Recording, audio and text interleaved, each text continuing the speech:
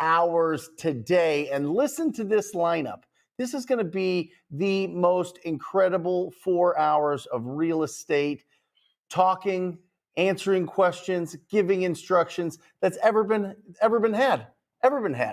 And so listen to this. It starts off, I'm going to go through, I'm going to explain what wholesaling real estate is, but not only that, how to really succeed in 2024 and build a really strong, predictable business, right? We're going to start off with that, but then we get into the cowboy closer himself. Clifford Walker is going to be joining us. It's going to be absolutely incredible. He's going to be talking about how to go out and get your first deal. Then we're going to open this up to question and answers. I'm going to bring you on stage and answer your questions. This is an interactive show, so be ready. Certainly be ready, because we're going to be ringing this victory bell at some point during this show to celebrate the successes that you're having out there. I don't care if you're closing your first deal or your 100th deal. We want to celebrate your successes here on the Brent Daniels Real Estate Show. But it doesn't just stop there. Oh, no. Tom Croll himself is coming on the show. He's on a cruise ship right now. He's coming on the show, and he's going to be talking about not just how to have a great year financially, but how to have the happiest year. The happiest year. I mean, we can make all the money that we want, but if we're not happy, if we don't have that joy, if we don't have fulfillment, then it's hollow. It's empty. It means nothing.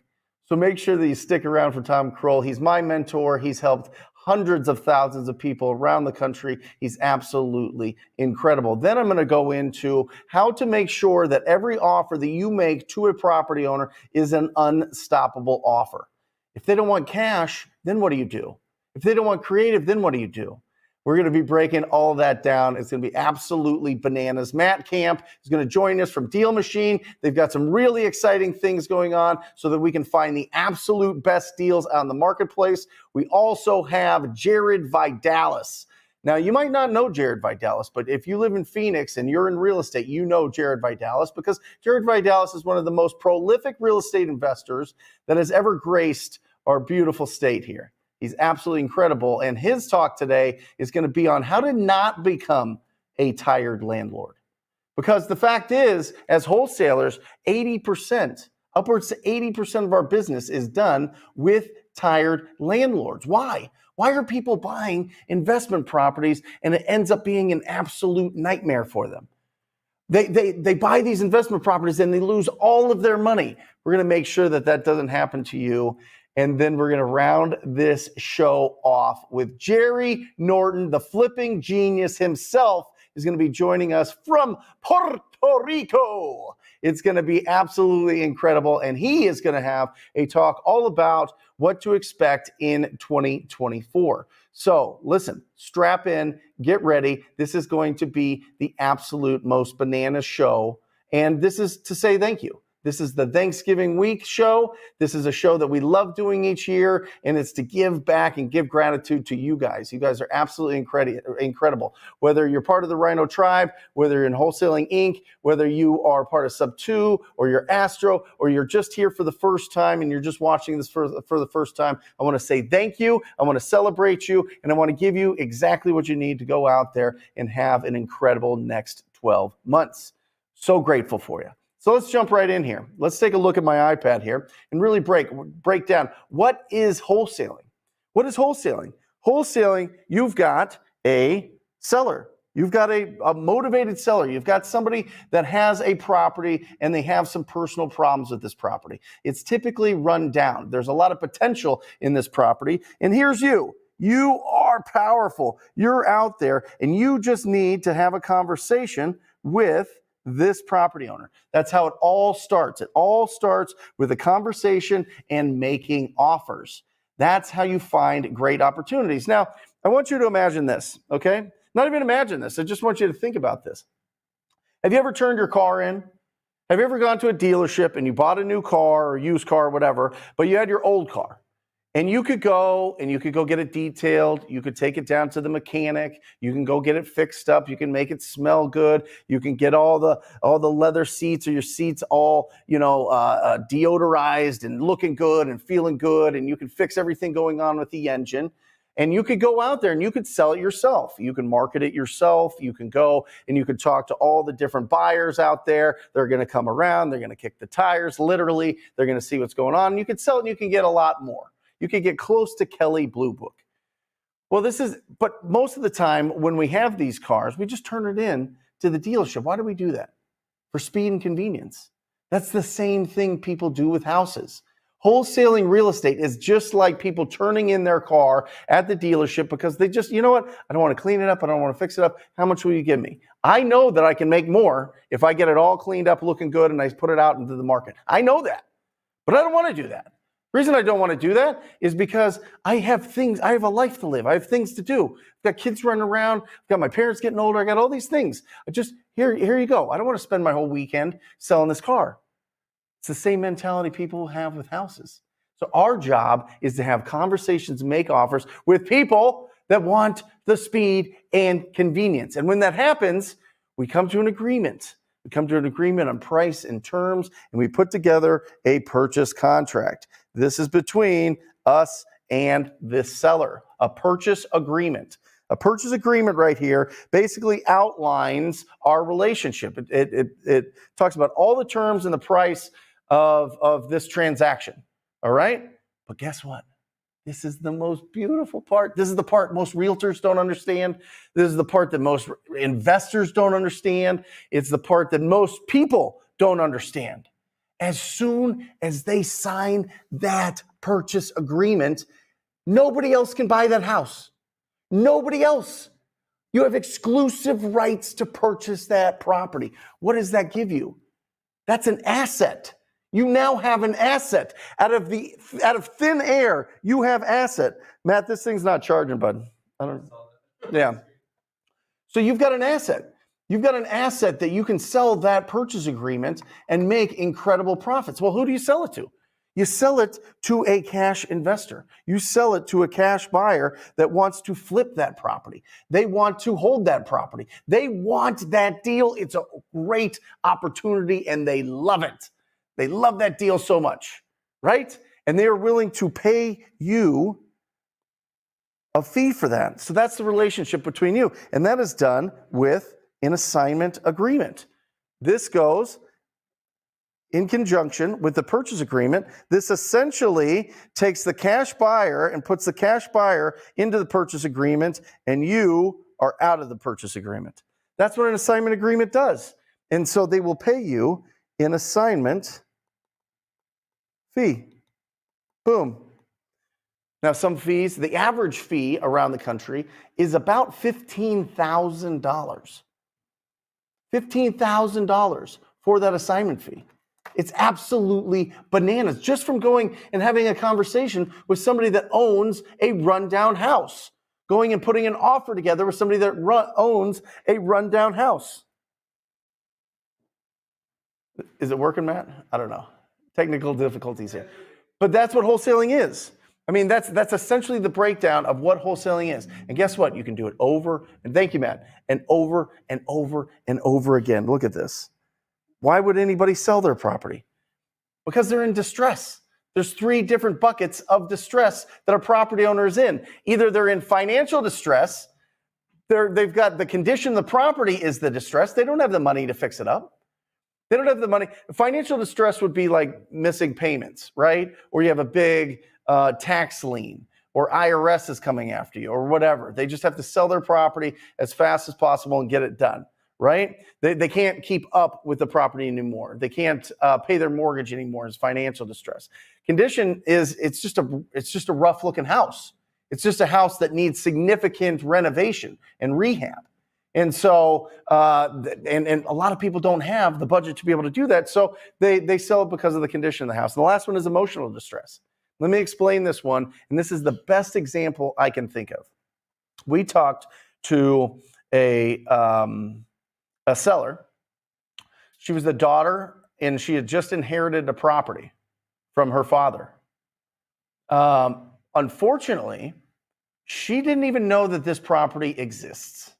This was a property that her father bought with his mistress.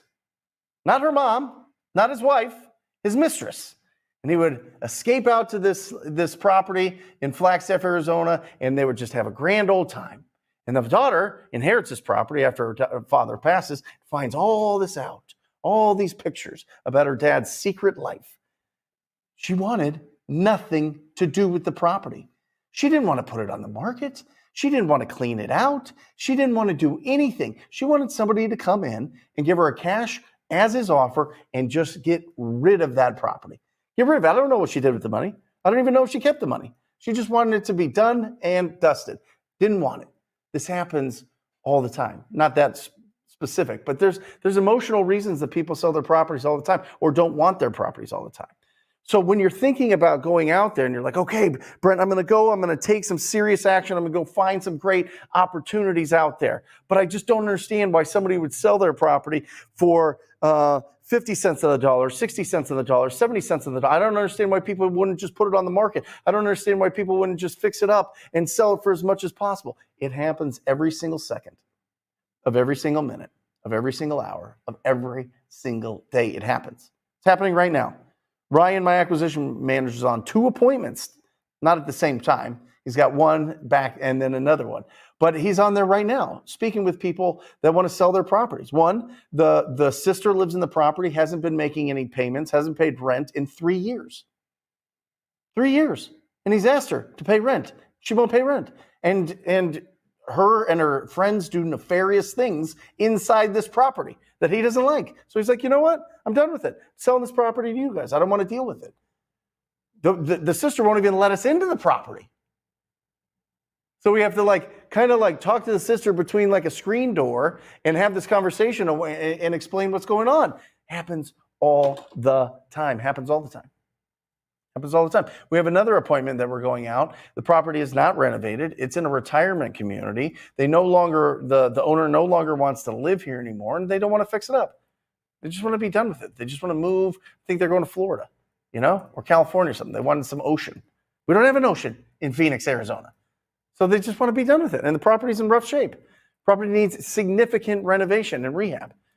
This happens all the time. All the time. But remember this. Speed, convenience, price. Speed, convenience, and price. A property owner, every time that they're going to sell a property, even yourself, every time you sell a property, speed, convenience, and price, and you only get to pick 2. You only get to pick 2. Most people want the speed and the price, and they're willing to be inconvenienced because it's not convenient to put your house on the market. It's not convenient for people to come through your house and walk through your house and go and judge your house and do all these things. It's not convenient, but people do it all the time. For the people that want speed and convenience, that's where wholesalers come in. And we feel a wonderful part of this market. We find a really, really, really important part of this market. And it's really important to do that. So think about it. You go out there, you have a conversation, you drive. And we'll have Matt Camp on with Deal Machine. They have the best Driving for Dollars app of all time. You literally drive in the streets in your area, and you find a rundown property. And then you get the owner's phone number. It's everywhere. You can go online right now and find anybody's phone number. You can do something called skip tracing and really find the number. You could go to True People Search right now and find phone numbers. It's incredible. You could call them up and ask them if they would consider an offer on their property. And then from there, it builds and builds and builds. And that's how I did my first 20 deals. That's how I was able to claw out of the financial hole I put myself in when I was a young man. When I was in my 20s, I lost it all. I had the Mercedes and the Range Rovers and the 3,500 square foot house with just me and my wife and some dogs. It was ridiculous. It was totally ridiculous. But I wanted to flex. I wanted to be successful. I wanted to do these things. I signed an office lease for 10 years in January of 2008. And by October of 2008, the whole economic world melted. I had adjustable rate mortgages on 5 rental properties, 4 rental properties, and my primary residence. Lost them all when the rates adjusted. And then the tenants didn't pay. And so 5 foreclosures, both those cars got repoed, divorce, have an office lease judgment. If you put a personal guarantee on an office lease and you don't pay it, and it was a huge office, I went big, guys. I went real big, right? I was like, you got to go big. You got to really challenge yourself. This is what's going to keep you hungry. It's young man thoughts. young man thoughts. I would slap that guy now. But I did. I put an office lease. I got a personal judgment on there. It was $742,000 that I owed for the remainder of this lease. And I got sued. I got a judgment. And then out of all that, I have no money. I have a car that my dad gave me, which was a 2000 ES300. And it was like a sand color. It was like the worst color you've ever seen in your life. And I would just drive around, and the leather was all beat up, and it was all kind of stinky. And I would drive around, and I would just write down addresses of ugly houses. And then I would find the phone numbers, and I would call them up. And that's how I did my first 20 deals. That's how I paid off all those debts. That's how I hired a lawyer. That's how I got out of everything. And I tell you that story just because I am telling you, if you have enough conversations and make enough offers to people that own rundown houses, everything that you want financially can happen. Everything. So let me fast forward it to today, because when that was happening, that was 2013. I've been doing this 10 years. I didn't know what I was doing in the beginning. I didn't even know it was called wholesaling. I was just trying to find opportunities. I knew that there was investors that wanted to buy in certain areas, so I was driving in those areas, writing down addresses, calling up the owners, finding opportunities, selling it to these investors. So now let's fast forward to this year. I'll tell you my current year results. Now, let me tell you this. If you find another person on YouTube, another person on Instagram, I see you Instagram, TikTok, anywhere, any of these investors, they're going to show you the numbers like I'm about to show you, the real numbers. I'd like to see that. I'd like to see somebody that has the courage to be able to do that. I don't care. I'm going to show you everything, because like, what do I have? Life's too short to like bullshit. You know what I mean? So let's take a look at where we're at this year. Here we go. All right, let's pull this up. So far, we're at 62 deals, $1,583,000 in income. Our average deal size is $25,532. And let me speak to this a little bit. In 2021, that number was over 50,000. 50,000. And then June of 2022, interest rates started rising. Things got tighter. Our income per deal went down 50%. This caused a lot of people to go out of this business. Caused a lot of people to rush out of here because they just couldn't keep the margins. And we do good big deals. We do solid deals. But that's our average, 25,532. We have 5 more deals to sell. 3 of them we have under contract. 2 we'll have under contract this week. So that number we're really pushing to hit over 1.7 million, 1.75 million. Okay. Now, if you look at the marketing budget, that's my marketing budget. That's exactly what I've spent so far year to date. I pulled it all up. 51,000 on text message marketing has been bananas this year. Look at that return on investment. That is bananas. It's 9 times. You give me $1, I'll give you 9. That's crazy, right? Cold calling, 47,000 for just under 200,000. PPC is by far the big rhinoceros in the room. Let me tell you this. All roads lead to pay-per-click. All roads lead to pay-per-click. And let me just explain to you what it's going to cost you, because we've ramped this thing up, and there's a certain sweet spot with budget there. To have somebody that really knows what they're doing, it's $2,500 just for them to run your account. That's it. You don't want to run it yourself unless you have a background in direct marketing, right? In Google marketing specifically, and you're really on top of it and you really love it. If not, spend the money, have a pro do it and get it done. If you're in a major market or surrounding a major market that has over 100,000, let's say over 500,000. If you have a market that's over 500,000, your minimum monthly budget for Google is 10,000. Minimum. Okay? I'm gonna throw a little bit here. I'm gonna throw a little bit there. I'm gonna do a little bit here. It's not gonna work.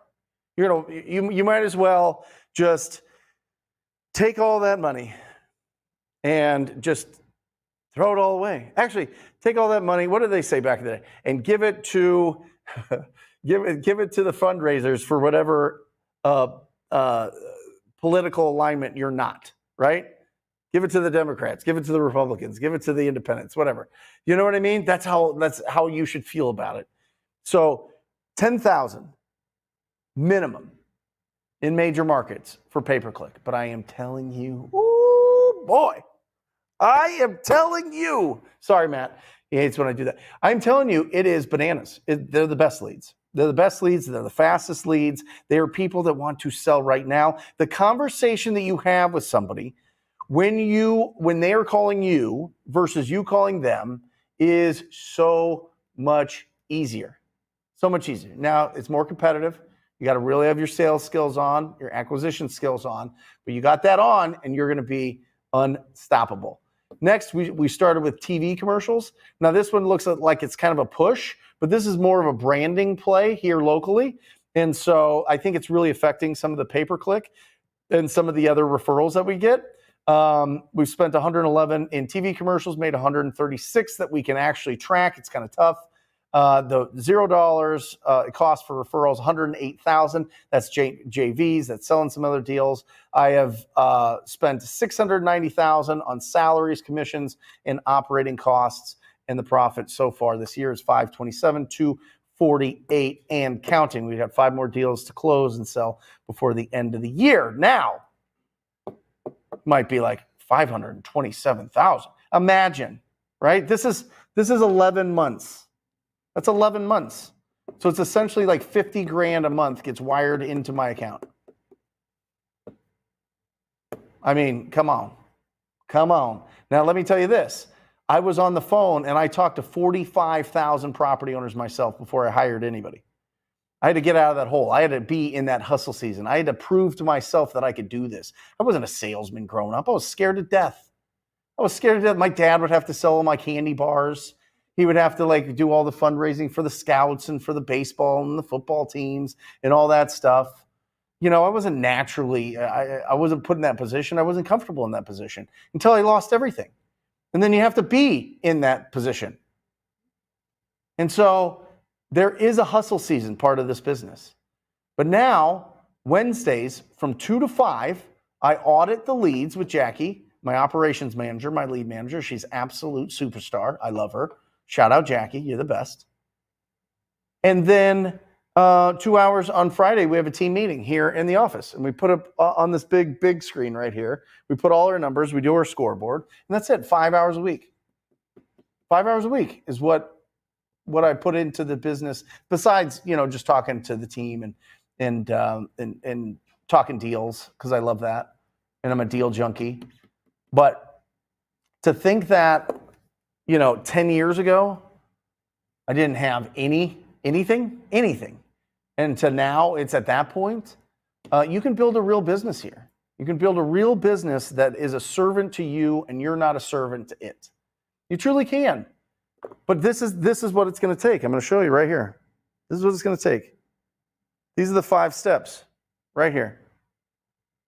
Let me get this going here. Let me zoom this in a little bit. Number 1 is discovery. All right? Maybe this is your first time. Maybe you're watching this on Instagram. Maybe you're watching it on TikTok. Maybe you're watching it here on the YouTube channel. Maybe you just stumbled upon my channel and you're like, who is this guy with the tiny t-shirt and the slime green G-Shock talking all this stuff? You just discovered it. Congratulations. Your life will never change. Will never change. Will never be the same. There you go. I think that's the phrase. Your life has changed forever. There you go. Number 1 is discovery. Once you know that this is a possibility, that you can go out there and find these opportunities, it's the reticular activator, right? That's that thing that you go out and I just bought a new Ultimate Denali, right? And I see Denalis everywhere now. Everywhere now. I never saw them before. But now you're like, oh my gosh, I see ugly houses everywhere. Oh my gosh, there's lists that I can get of all the people that are in pre-foreclosure, all the people that haven't made a payment in the last 30, 60, 90 days. I can see all the people that just went through probate and inherited the property. I can see all the people that are tired landlords, all the people that owe property taxes. I can see all of these and I could just reach out to them and see if I could buy their house. Step 2, proof of concept. Proof of concept. Now you got to cross that bridge from faith to fact, right? Faith is fantastic. Faith is what gets us going. Faith is that you got that hunger inside you, got that dog inside you, and you're like, okay, I can do this, and you got the faith in it. And then once you close your first deal, just like that, your brain knows that you can do it. Proof of concept. So you can do it over and over and over. And then you get real excited about it. You get real excited about going after all these opportunities. You get so excited that you're obsessed with it. You go and you find deals all the time, and you start getting consistent. You start having consistent conversations, making consistent offers to these property owners. And then all of a sudden, you're making so much, and you've got a pipeline of deals that are closing that you get to fire your boss. What a great day. You got to fire your boss. And that's not negative. I don't want that to be negative. It's not like you going in there and like putting on a whole show, right? But you get to just say, you know what? I'm ready to start my own business. I'm ready to get going. Next is you get to fire yourself. That's what I started doing. A few years ago, I started removing myself from certain roles in the business. And then the fifth step is you get to cherry pick the absolute best deals. By the way, Clifford Walker is about to blow your face off. He's about to jump on here. His heart for this business, his heart for this industry, his heart for everybody, combined with his massive action, him just going, he was a truck driver. He was driving trucks. Now he's a full-time real estate entrepreneur, baby. You can't stop this man. You can't stop this man. It's going to be absolutely credible. I'm going to bring him up in 2 minutes. But let me finish my thought here. The last step is you get to pick and cherry pick the absolute best deals. The fifth one is you go out and you buy the best deals. So let's take a look at this because I think that this is really important. Let's take a look at this right here. Okay? If you can full screen that, Matt, I would love that. All right? We got the buy the best deals. This is the steps, though. Here's the problem. When you go in from here, step one, where you get discovery, to here, there's going to be this plateau here every single time. And you're going to think that you're not going anywhere. But if you stay focused and you stick to the plan, you win. It's when you start messing around in this flat part, and it is inevitable because there's fear built in there. There's fear of taking the next step. There's fear of the unknown. There's fear in growth. There's fear in all of these things that make us stronger. But that's the whole point. We have to go through those steps to get to the other side. And we do that through massive and perfect action. We do that through focusing on progress, not perfection. And we do that by outworking your self-doubt. I think that's what's the guy that runs around all the time and he's like a Navy SEAL? That was his saying. Outwork your self-doubt. Somebody in the comments let me know. He's the Navy SEAL guy that's always running around screaming at everybody. What? David Goggins. Yeah, David Goggins. That's it. Outwork your self-doubt.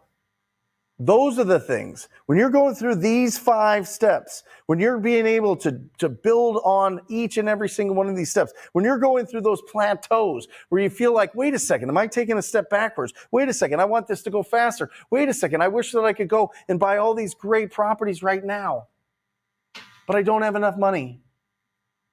I don't have enough experience. Enjoy it. I'm telling you, the road is better than the resort. The road to the resort is way better than the destination. That's the whole thing. That's the whole progress, not perfection. That's the whole massive imperfect action. You're going to fail and fail and fail and fail and then fail. And then you're going to, fail. And it's just going to keep pushing you up forward. Keep pushing you up higher. And you're going to win. And speaking of winners, I think this is a perfect transition. Bring on our first guest, guys. We're going 4 hours today. We're in this thing 30 minutes. We're not even done with the first quarter. So exciting. Stick with us. We've got an incredible lineup. But listen, if you don't know Clifford Walker, you're going to become a fan of Clifford Walker in about 3 seconds. So with that, is Clifford ready? Yep. Let's bring Clifford on. What's up, brother? Let's go. What is going on, brother? I'm excited. I'm excited that you are here. I'm so happy. We are giving back today, Clifford. We're giving back. It is the week of Thanksgiving, and I was just so excited to have you on here because I love your story. I love how you got started. So give everybody the quick version of who you are and what you're doing in this business. Man, I love it. I'm excited to be here, giving back. Come on, that's right up my alley. What's funny, I see you have the book, The Go-Giver, there on your desk. I literally had a dinner and gave everybody that book. Let's go. It's powerful. That's it. Yep. Who am I? A country boy from Texas that went from truck driver to real estate investor. I've been in it about 4 years now. Got 6 deals my first month, rocking and rolling, talking to people. That's it. And fast forward, here I am, still rocking and rolling, still growing, still working on firing myself out of all the positions, but I'm still moving up the ladder. I love it. You talk about 3 Ds, and I have my 3 Ds, but let's trade 3 Ds here. You tell me your 3 Ds, I'll tell you my 3 Ds, and we'll explain why it matters. Okay. 3 Ds in regards to just what's important to me here. Yes. We had a conversation. Sorry, I put you on the spot here. Mm-hmm. You had a conversation of having 3 Ds. I have it in my notes somewhere, but distract. No. It's slipping my mind. We'll keep going. I'll tell you my 3 Ds, and maybe your 3 Ds will pop up. I talk about doubt, distraction, and disappointment, right? Okay. Overcoming the 3 Ds of doubt, distraction, and disappointment. And it's really important to understand that we all go through doubts. Mm-hmm. We all go through disappointment. We all go through distraction. But who are we surrounding ourselves with? Who's going to be the ones that are going to lift us up? Who are going to be the ones that are going to support us? Who are going to be the ones that have our back and let us know that we're not on an island by ourselves? You know what I mean? That's why I think it's so critical that the step 1 of discovering this business is you got to find a tribe. You got to find people to squat up with. You got to find people doing this business because it's so important to be able to go to somebody and get the answers that you need and not feel like you're doing this all by yourself. What do you think? 100% agree. What's the saying? Oh Lord, I'm drawing blanks today. It talks about your network is your net worth, right? Same thing. You have to put yourself in an environment to grow, to change, to develop, and think different. 100%. You have to definitely connect with the tribe and get connected to the right people. I think is extremely important. So what'd you do? How'd you do it? You were driving trucks, and then all of a sudden, in your first month, you do 6 deals. And that's what we're really talking about here, Clifford. I want you to tell people how they can go out and get their first deal. It's like you said, talking to people, though. You have to take massive action, right? I will say that a lot of people get scared. They get nervous. They're worried about saying the wrong things. I kind of chimed in a little bit before I went on, and I heard some of your conversation. You were talking about failing and failing and failing. I've messed up probably hundreds and hundreds and hundreds of phone calls that I probably just bummed or I got cussed out, but I kept telling myself, oh, well, I guess that's not the family I'm supposed to serve today. And then I would just move on to the next person. But it's just about taking that massive action and talking to people. And so what did you do? Did you just make calls driving a truck? Did you wait till you stopped? Did you wait till you got home? I mean, what do you do? Yeah. So what I would do every time I got home, I would literally print off like the pre-foreclosure list and I would have it with me. And at the time, I didn't even have a dialer system. So I would literally be looking at my list and dialing hundreds of people of numbers on my phone every day, all day for like 11 hours, 10, 11 hours a day. Probably wasn't the safest thing for me to do, but I knew that I needed to take massive action. I knew that I needed to make a change. But it was so funny because even while I was driving and doing that, when I was at the truck stops waiting to get unloaded or at these warehouses, I also loaded my truck up with bandit signs.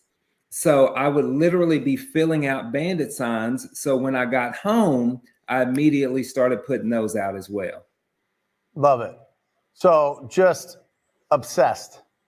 Yeah, definitely coming obsessed with it. You have to. What was the first deal? So you did 6 in the first month. What was the first one? So it's funny. I actually have 2 first deals, and I'll explain here in a minute. I got the first one that I have under contract, and then I have the first one that I actually got paid on because they didn't close all at the same time. Right. But let me tell you about the first one that I got paid on. And you mentioned proof of concept.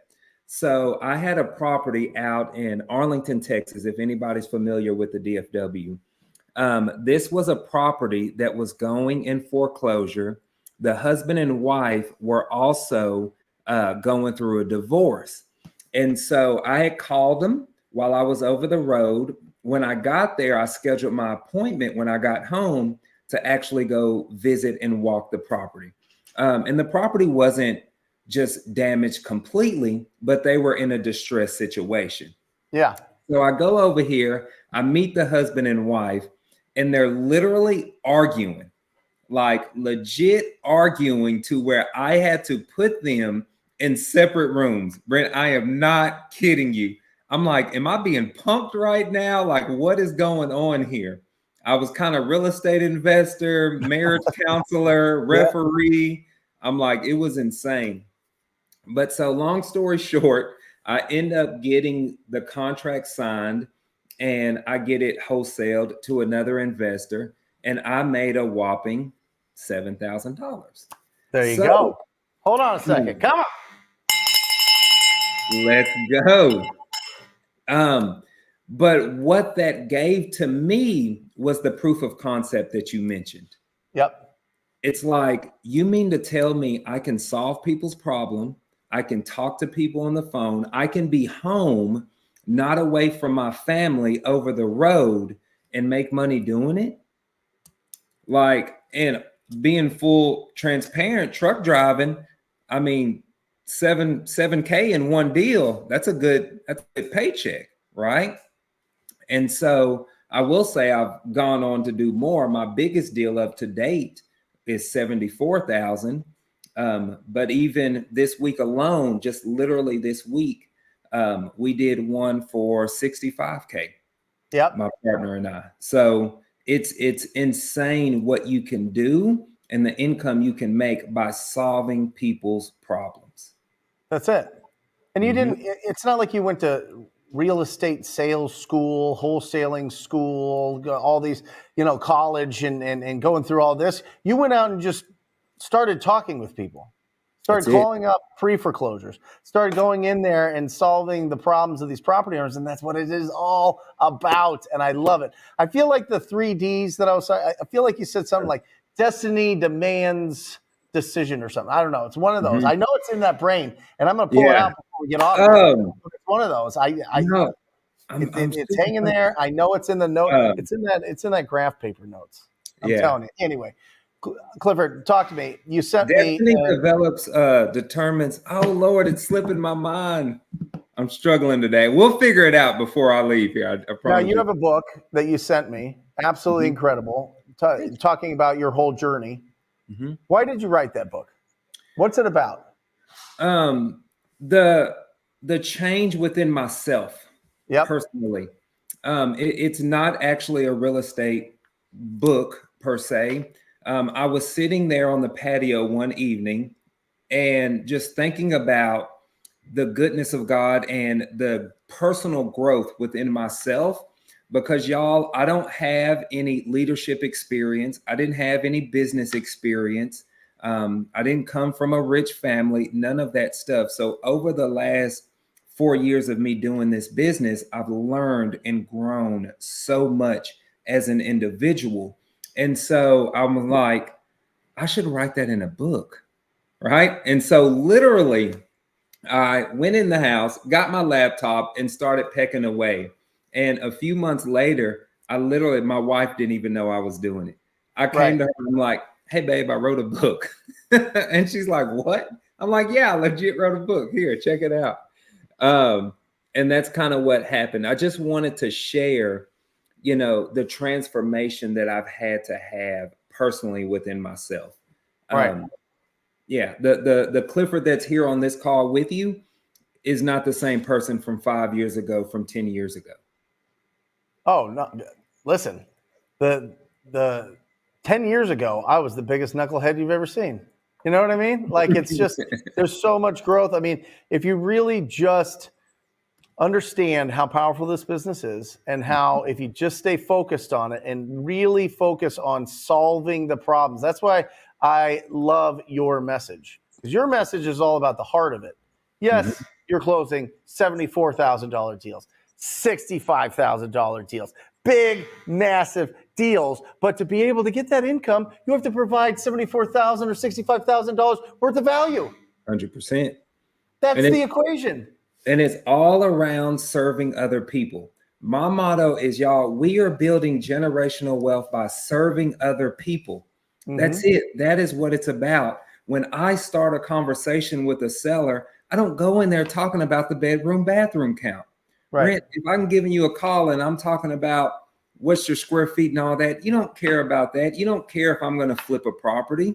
You care about how I'm going to solve the problem and provide a solution for the thing that you're going through. That's what it is, and that's what it's about. And I believe, yes, destiny demands development. Thank you. With the same. Let's go. Come on, brother. Thank you. I owe you a bourbon for that one. You saved me. Yes, I love it. I love it. Destiny demands development. It does. So now that you're already, so how do people get their first deal? Going back, if somebody's sitting in your office right now with you and they have those stars in their eyes, they have a big smile on their face. Yeah. They got a big heart, and they're like, Cliff, how do I do this? How do I go out and get my first deal? What do you tell them? I tell them literally pick up the phone and start focusing on having quality conversations. And I got the quality conversations from you, because that's what it's about. Like, people will sell their property because they're going through a season in their life and they feel like the speed and convenience that we offer as investors will provide a solution for the thing that they're going through. So literally get out of your head, and I say that respectfully to everybody, pick up the phone and start talking to people. We are looking for people that need to sell a house, not just want to sell a house, not thinking about it. They need to sell because of the situation they're going through. That's it. It's not rocket science. That's it. How can people find you? Instagram, YouTube, Clifford, the Cowboy Closer. Awesome. Social media. Guys, follow Clifford. He's absolutely incredible. He is, you're going out and you're being loud and you're helping a lot of people and you're putting out content and books and it's just that you have that perfect shot of like optimism and positivity that people need every single day watching your stuff. So guys, make sure that you check out Clifford's Instagram. And how do they get your book? It's on Amazon. What is it called? The Roadmap to Success. Roadmap to Success. Clifford Walker. Awesome. Yes, sir. Destiny demands development. I love it. All right, Clifford, thank you so much for jumping on here. You're absolutely incredible. Find him there, Clifford, the Cowboy Closer, and make sure that you get into his world. And guys, if you got some value out of Clifford or just want to continue the dialogue, make sure that you send him a direct message. It's 2023. And yes, I just called it direct message and not DM, because I'm being formal. I'm writing in cursive here. All right. So make sure that you reach out to Clifford and connect. He's absolutely incredible. Thank you, Clifford, for jumping on here. And Destiny demands development. Boom. Crushed it. Awesome. Guys, we're moving on to the question and answer portion of this show. Please be brave. If you have any questions in the comments section, there is a link in there that you can jump on. We will bring you on stage. Yeah, no one's been brave yet. No one's been brave yet. I've been hounding them for 20 minutes. Do we have any regular questions? And we'll just do that. Yeah, I do. Oh, someone just jumped on. I do have regular questions. All right, we've got somebody that wants to jump on and is brave to be on this show. Answer that while I get them set. Here we go. The real estate blog, Wholesaling Inc. Where are you targeting for pay-per-click? We're targeting in Phoenix, Maricopa County, Pinal County, and Yavapai County, and Coconino County. So that's where we are targeting our PPC. Yep. We were looking at doing some like outskirts, just trying to really dominate the outskirts. But obviously the issue that you run into is, do you have investors in the outskirts? So just remember, yes, it's really competitive in these big major markets. Sure. But you also have the most buyers. They're the bigger deals, and typically they're higher price points. So don't be scared of the big time markets, because you can absolutely dominate for sure. Awesome. Just getting them to get their cameras on. Get the cameras on. Josie, how can someone do this virtually if they're overseas? Great question. Listen, we have some incredible rhinos that are overseas. We've got, probably a dozen in Israel, in Europe, in Africa, in Australia. And so, Josie, the most of it, 85% of this business is done over the phone. What I would highly suggest is pick a market that you really want to do this virtually and find somebody that's in that market that will connect with you, whether that be a real estate agent or a wholesaler. I like the real estate agent approach because you could be on the phones or doing your lead generation all day, and there's going to be oftentimes where the property owners that you're speaking to want retail value. They just want full value. They just want a realtor to sell it for them, and you send that to them. You can't get a referral fee unless you're licensed, which is fine. But this is more building that relationship, and now they'll go on appointments for you. Now they'll go out there and get agreements signed, or they'll go out there and show your buyers the properties. You need boots on the ground for sure. We talk about it all the time. We have a training course, and we have a support call every single week with Daniel Nissim. He is in Tel Aviv, Israel right now, virtually wholesaling right now, with everything going on in the Holy Land right now. He is he's doing it. I mean, he is he's doing this business, so it's absolutely incredible. So if he can do it, you certainly can do it. Talk about Dimitri Van Kamp. Maybe he's on here watching. He's in Belgium and he's doing deals in Florida. He does like 100 deals a year. I mean, you could definitely do this business. Most of it's done on the phone, but just also have boots on the ground. And that leads me to what's going on. Our sponsor for today is myself. Boom. Black Friday sale, guys. Absolutely bananas what we're offering. If you just want to dip your toe in, the Leads Unleashed is absolutely bananas. The Rhino Suite for $97 is a no-brainer. Absolutely ridiculous. That's just getting you all the information. And then if you want to take it one step further and get all of the support, we do over 40 support calls, 40 hours of support calls every single week on all different types of things, whether it be just general question and answers, calling leads live. We're literally calling owners of properties live. Our own leads in my own business, my acquisition managers do this live. We have people that get together and they're making their cold calls. They're responding. That we go creative finance. We do virtual wholesaling. We do working with agents. We do absolutely everything in the Rhino Tribe. If you are interested in joining the most proactive group in real estate investing, definitely check this out. You get $1,000 off this week only. So check that out. All right. Got one ready. Let's go. Question and answers. Here comes Ike. What's up? Hey, what's up, man? How are you? What's your name? I'm great. Ike Jones out of Envy. Ike. Been investing for a few years. Got started during COVID. Actually wanted to start when I was younger, but was completely terrified. Sure. But then I got COVID and my son's on the spectrum. So I realized like, hey, he might not have anything if I'm not here. Right. So I need to set him up for success. So we got a couple rentals. That's been going great. Done a couple flips, financed the deal.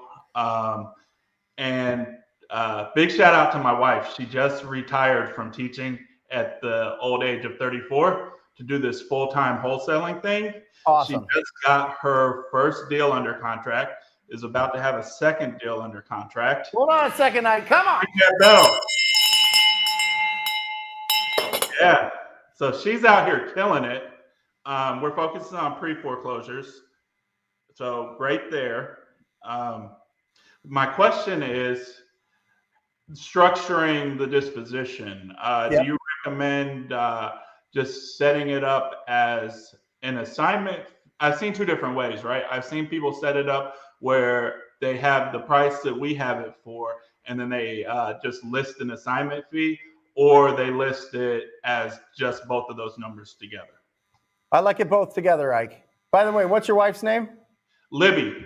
Libby, shout out to you. And listen, you have my heart, Ike. I also, my 12-year-old, whose birthday yesterday, is on the spectrum, nonverbal.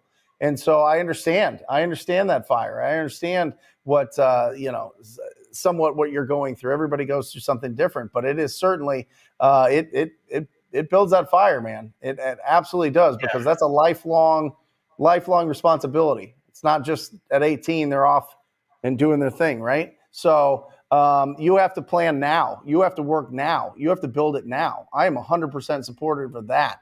So congratulations on all that. I put it as one price. We put it as one price and just put it out there so that people know, okay, if they're at this price, they run their numbers based on that.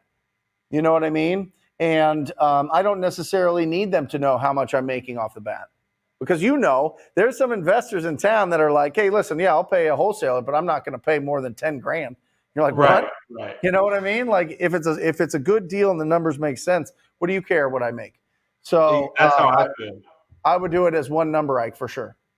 All right. Appreciate it. And hey, appreciate the podcast. Love it. Listen all the time.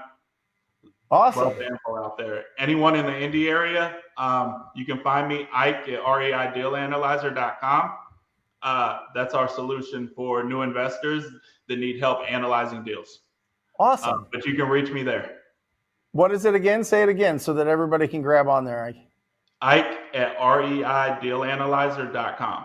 Guys, reach out to Ike, especially if you're in Indy, and he will help you out, especially if you're getting started. You need somebody to double check. You need somebody to underwrite your deals to make sure if it's a deal or not. Because Ike, right? It's when you get started, the toughest part is this a deal or not a deal? You know what I mean? Everything's easy, but everything is hard, right? That's it. That's exactly it's right. all simple math, but getting the motion going is hard. Yeah. Love it. Thanks for jumping on here and being brave. Thanks for having me. Appreciate awesome, Mike. Say hi to Libby. Awesome. Great. I like that market in Indianapolis. I do. I think that as long as you stay in the higher price points, and that leads me to a thought.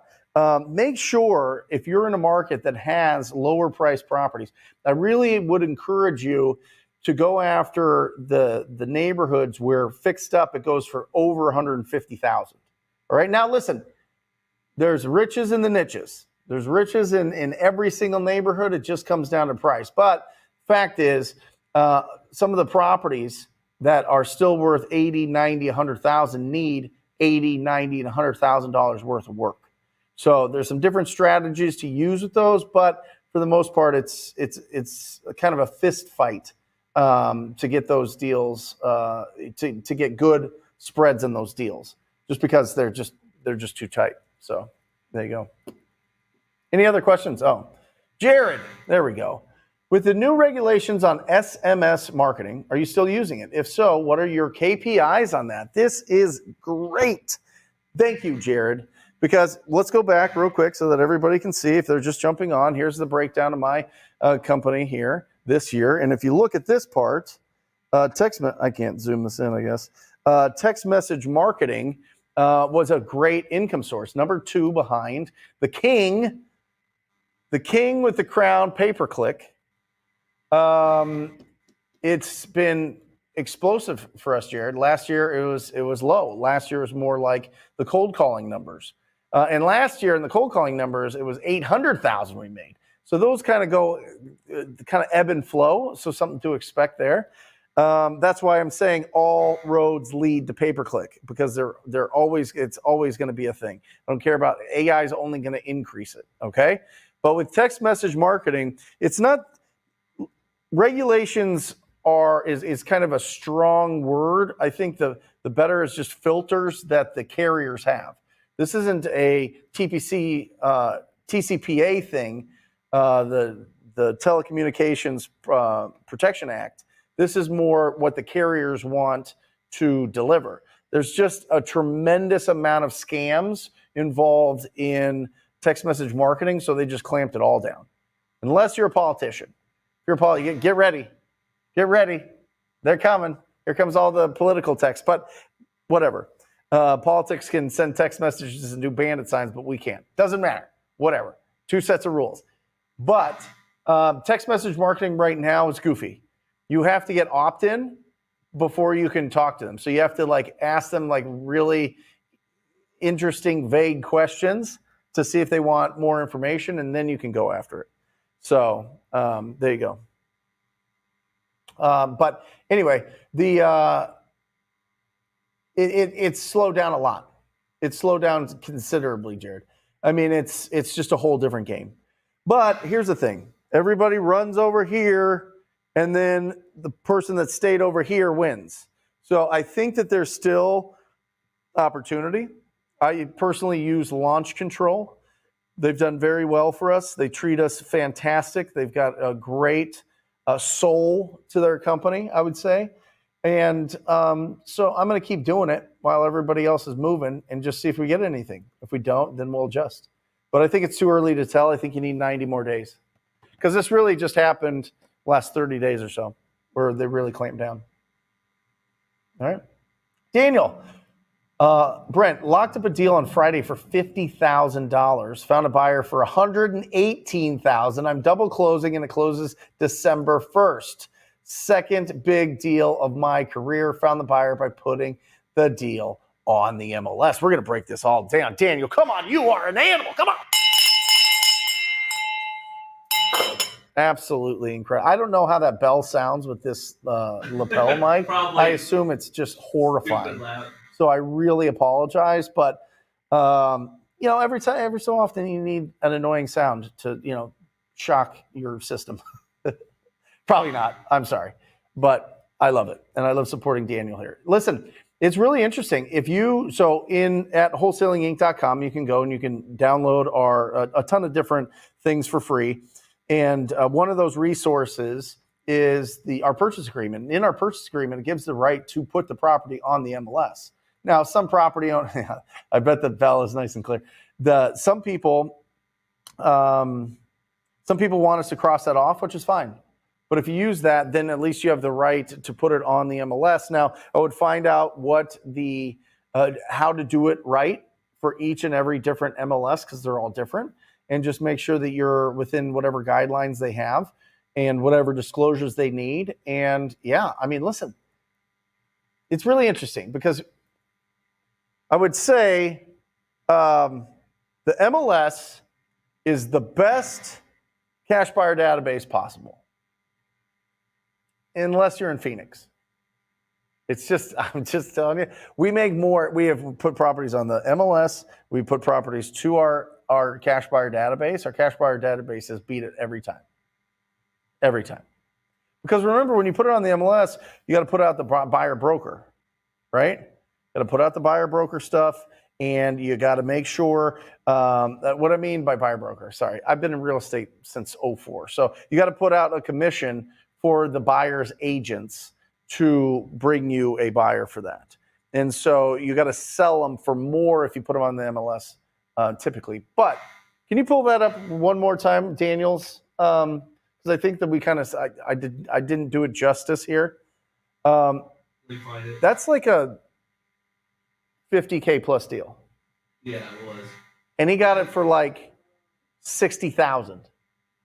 $60,000. It's fine, man. $60,000. He got it and sold it for $111 or something, $114. What is it worth? It's got to be worth something crazy. It's got to be worth something great. And he got it for $60,000 every single second of every single day, minute, hour, day, week, people are going in to the dealership. They're turning in their old beat up car. They're not fixing it up. They're not bringing it to the mechanic. They're not putting new tires on it. They're not putting a new paint job on it. They just want to get done with it. It's what people do with houses. It's what people do with houses. It took me forever to figure this out. It was right there in front of me. Some of the stories in the Rich Dad Poor Dad book, not this one, the extended one, talk about how he locked up an apartment complex, locked it up, went to go find financial partners. The financial partner goes, hey, listen, Robert Kiyosaki, why don't I just buy this? Why don't I just replace you in the contract, and I'll pay you 50 grand. That's an assignment fee. That's wholesaling. It was sitting there right there for years. I never saw it, never understood it. That's why I want to like stand up here for hours and hours and hours and just shout and scream across the whole internets that there are so many houses. There are way more houses than there are us to solve that problem. And it's a problem. If you ever have a property that you can't keep up with, you can't pay property taxes, properties are living, breathing things. They're living, breathing things. They're exposed to the elements. If they're not constantly taken care of, they decrease in value. You wouldn't put a Lamborghini in the middle of the desert and just let it sit out there.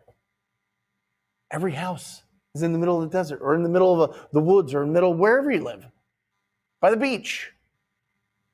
They're exposed. They need renovations all the time. That's something that we're going to bring up with Jared Vidalis when we're talking about not becoming a tired landlord, because that's going to be really critical. All right? But I think we've got Matt Camp coming on here. Speaking of these ugly properties, I used to drive around with a notepad and a pen and paper and write down the addresses, go home, do all the research, see who owned them, see how long they owned them, what was going on, find their phone number, all those things. And then Deal Machine came around about 2016 or 17, maybe 17. David Lecko, an investor himself, the creator and owner of Deal Machine, decided, you know what? I'm a smart guy. I know other smart guys. Let me build an app that you could just go around on your phone, and if you see an ugly house, you just click this little button, and it puts it all into a database. And then a couple of years later, he goes, well, what if I just had all the information about that property owner, and I had the phone number, and I had all these other things that you can get if you skip trace it, and then you could just reach out to them. And then all of a sudden, you're just driving around, you have your phone, you click a button, click another button, and you're talking to a property owner. Technology. You can't beat it. You just can't beat it. Anyway, let's talk to Matt Camp, because he's got some exciting news about Deal Machine. Right, Matt? Hey, what's up, Brent? How we doing, man? I'm doing awesome. How are you, brother? Doing good. You get me fired up every time I'm listening to well, one, you talking about like just the fact that people, I mean, there's so many problems out there. That's the value we're bringing to the market, is identify those people and make it a win-win where they're excited to do the deal on their end too. So love to hear that. You get me fired up every time doing that. Also the the technology quote. I need to get that clip. That was great. You can use that for all your ads. Right? There we go. I love it. So what's new? So you guys created this, David and your team, incredible team, guys, another company that just has an incredible soul. They really want to help us to remove all the excuses. That's, if I were to sum up Deal Machine, it would be this. They remove all the excuses that we have from taking action. Love it. All of it. All we literally have to, you don't even have to get in the car anymore. They do a virtual one where you could literally be on your computer and you could Google map through and find the ugliest houses, click buttons, and have all their information and rock and roll. So literally, they remove all of the obstacles. All you got to do is press call and then talk to the property owner. What else you got cooking? What else is new and exciting? Man. Love it, man. So, yeah, like you said, Brent, I mean, I think on our end, anything we do, our goal is to make it just easier for you guys to do more deals and do bigger deals. And, you know, to give you technology to do that, think about us as, like you said, one, to find those properties. So find, you know, the houses that need help, right?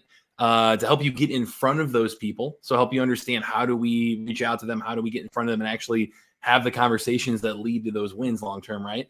And then how do we help you close deals using, technology in creative ways? Some things like comping, AI, a lot of really fun things that are kind of, I didn't even touch on that. Yeah, help you get to the next level. Like that'll. Guys, they have an AI in there that you go, hey, Brent Daniels says that I should offer 70% minus repairs for my wholesale price. What would that be for this property?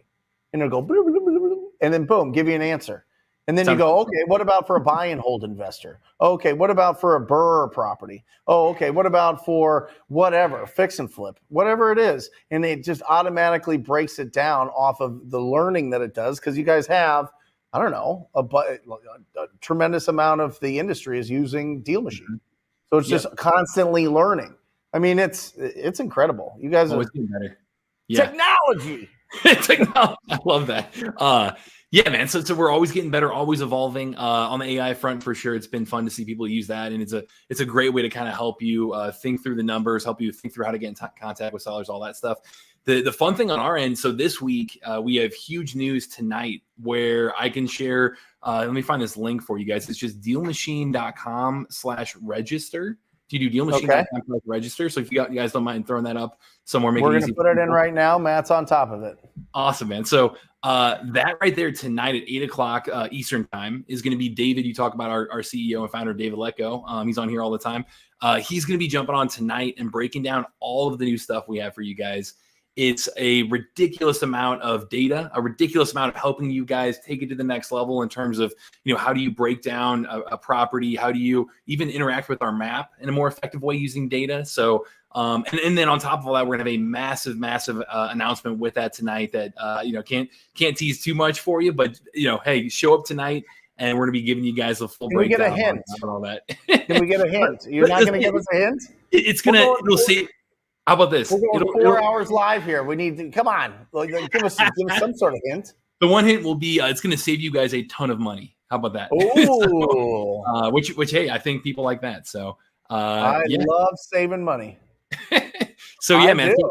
So that's our goal over here is really using technology again to make you more efficient and effective. That's going to help you again use every marketing dollar to and really minute you have out there of when you're calling people, when you're getting out there, when you're actually taking action on these properties. All of that, we've built technology to make that as efficient and effective as possible for you. We've had over 10,000 deals done using the Deal Machine app to date. Say that again. Over 10,000 deals done using the app. And let's call it average deal size. Let's just call it 15,000. Let's call it 10,000. Let's be under than over. Okay. What's 10,000 times 10,000? A lot of zeros. Was that 100 million? Am I doing that right? 10,000 times, 100 million. So 100 million. Yeah. How good does that feel? It's awesome. How good does it feel working with a company that has provided $100 million worth of deals? That's what we do. How man. long? What was it? 2017, 18, 16? 17 was when it really went live. Yeah. So 6 years. Yeah. God, I mean, I'm gonna ring it for that, bro. Come on. There we go. I love that.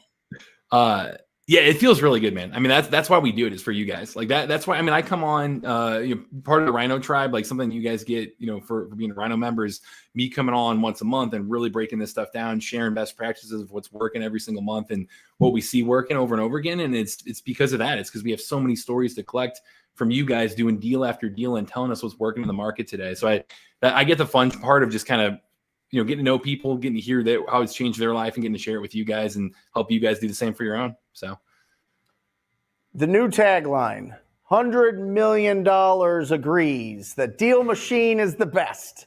What do you think? Hey, keep them coming. We'll keep doing those ads out there. Yeah, pretty good. Wow.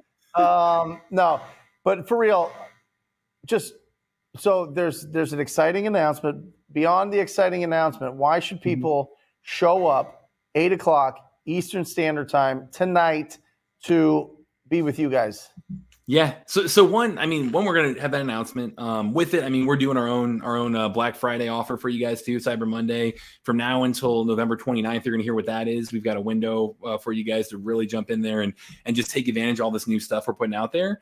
And then outside of that too, I mean, we're going to be training you guys. Like, we want you to be set up for success right now, and don't wait till 2024. Like, yes, we want 2024 to be your best year ever, but right now is when people are mailing it in. Like, right now is when people are saying, "Oh, I'll wait till New Year's," or, you know, the market's, you know, obviously slow. Like, "Hey, oh yeah, I'll do it someday." Like, it's so easy to say right now that you'll do this someday, whereas come to this thing and get the technology you need, get the best deal on it. And that's, you know, again, like the short window we're giving to you, and go out there and, you know, do deals before the new year and like get things going and go into the new year where you're ready to make that your best year ever. So I love it. Thank you, Matt. You're the best. Love the beard. Love what's going on there. Guys, show up. It's in the show notes right here. If you're watching this after, make sure that maybe there's a replay or something like that if you register for this thing. That is a long website link. Holy cow. What are you doing? Dealmachine.com. Dealmachine.com/register. That'll work too. That'll actually make it a lot easier for you. So awesome. Yeah. But. Well, it is the week of gratitude and thankfulness, and I am thankful for you, Matt, and Dave, and the whole crew at Deal Machine. You guys have helped the Rhino Tribe make a tremendous fortune. Our company make a tremendous fortune. So thank you. We are proud to be a part of that $100 million amount of deals that have happened. So thank you. Yeah, dude. I mean, same on our end. Gratitude's coming right back at you. Like, we love working with you guys. We know that your students are ready to get out there and take action and have that mentality. And those are the people who can actually help. So thanks for having us involved too, man. It's been awesome. It's been a great relationship. All right, brother. I'll see you tonight. Yeah. Happy Thanksgiving, everybody. See you, buddy. Awesome. Matt Camp, guys, Deal Machine. I'm telling you, listen, 80% of brand new real estate investors get their first deals, or wholesalers get their first deals from Driving for Dollars. Listen, I have been interviewing people on the Wholesaling Inc podcast since 2017. 8 out of 10 of them for their first deals is from Driving for Dollars. Don't overcomplicate this. You got a full-time job, you're driving around, you're doing these things. Cody Schaefer out of Kansas City is an Uber driver. And this year he's going to make, I think, over 200,000, 250,000, 300,000. I don't know. I hope maybe he'll pop in here and let us know. But $200,000 this year in Kansas City. That's like $2 million everywhere else. Okay? Absolutely the truth. He literally drives around, Cody, and he finds properties that are rough. He just closed a deal, Hondra, for I think he netted $58,000. $58,000. Wow, absolutely bananas! Congratulations to him. All right, we're going to be moving on, and I'm going to be moving over to this whiteboard, and we're going to be talking about this. Okay. And this was always something that I was uncomfortable with early on because I really didn't know how to transition. All I knew was I was a blunt instrument, and I would just go cash offer, cash as is, cash as is, cash as is. And it was good, and it was focused, and it allowed me to get really good deals. But I left a lot of money on the table. Now, I do not want you to get distracted. I do not want you to all of a sudden it really, starts throwing you off of, I'm going to go after different properties. Make sure when you're starting out that you go after the ugly houses, ugly situations, right? Going back to the different reasons that people sell their property, there has to be some distress that they will trade price for speed and convenience. Okay, so let's look at this. You're having a conversation with a property. I'm going to go to the whiteboard now, Matt. Okay. We're having a conversation with the property owner, and we go cash first, and then we're going to make some adjustments after that. And I'm going to let you know what to do for a owner finance deal, because this is something that can be really powerful for you, and find some really great deals that you can either keep for yourself or to sell them to another investor that is building their portfolio. And let me tell you this. And we'll have this conversation with Jared Vidalis. He's coming up in about an hour. No, about an hour and a half. What time is Jared here? In 45 minutes. He's got an incredible portfolio, but he's very strict on the properties that he buys for a reason. So let's take a look at this. Matt's running back to the office, back to his thing. There we go. Okay, that is a crazy view. Okay, good. Okay, great. Okay, can you see me all right? All right. So number one is cash, right? Cash as is. That's the offer that we're looking for because this is the fastest. This is they want to get in, they want to get out. Okay? But what happens when you're having a conversation or you're calling up properties that are on the MLS? You're just calling up properties that are already listed. You know they want to sell, but they're too high. And they don't want just a cash as is offer. Or you're speaking to somebody that they do want to sell the property, but they just, they're like, listen, I don't want to get hit by the capital gains tax on this thing, which I think is kind of a funny argument because they're going to get taxed anyway. But I guess people like death from 1,000 cuts instead of just one or whatever else. But the first one is cash as is. That's what we're looking to do. Here's your cash as is offer. So cash as is offer, you want to find the ARV. ARV is a fancy real estate acronym for after repaired value. This just basically means a fixed up house. Fixed up. That's all it is. It's just a fixed up house. It's a beautiful fixed up house. If this property was totally perfect, everything was updated, the floors, the cabinets, the fixtures, the roof, the pool pump, the heat pump, the basement's done, everything's done, smells fresh, looks good. It's got the black stainless steel appliances. It's got that cool textured wall. It's looking fantastic. It's a Luke Rottvold with the Viking Boys style house. It is flawless. It's jumping off the shelf when somebody sees it. Everybody that walks into it says, I need this house. I will not be fulfilled unless I live here. That's what ARV is, fixed up, looking good, okay? So you take that value, and then this is important, okay?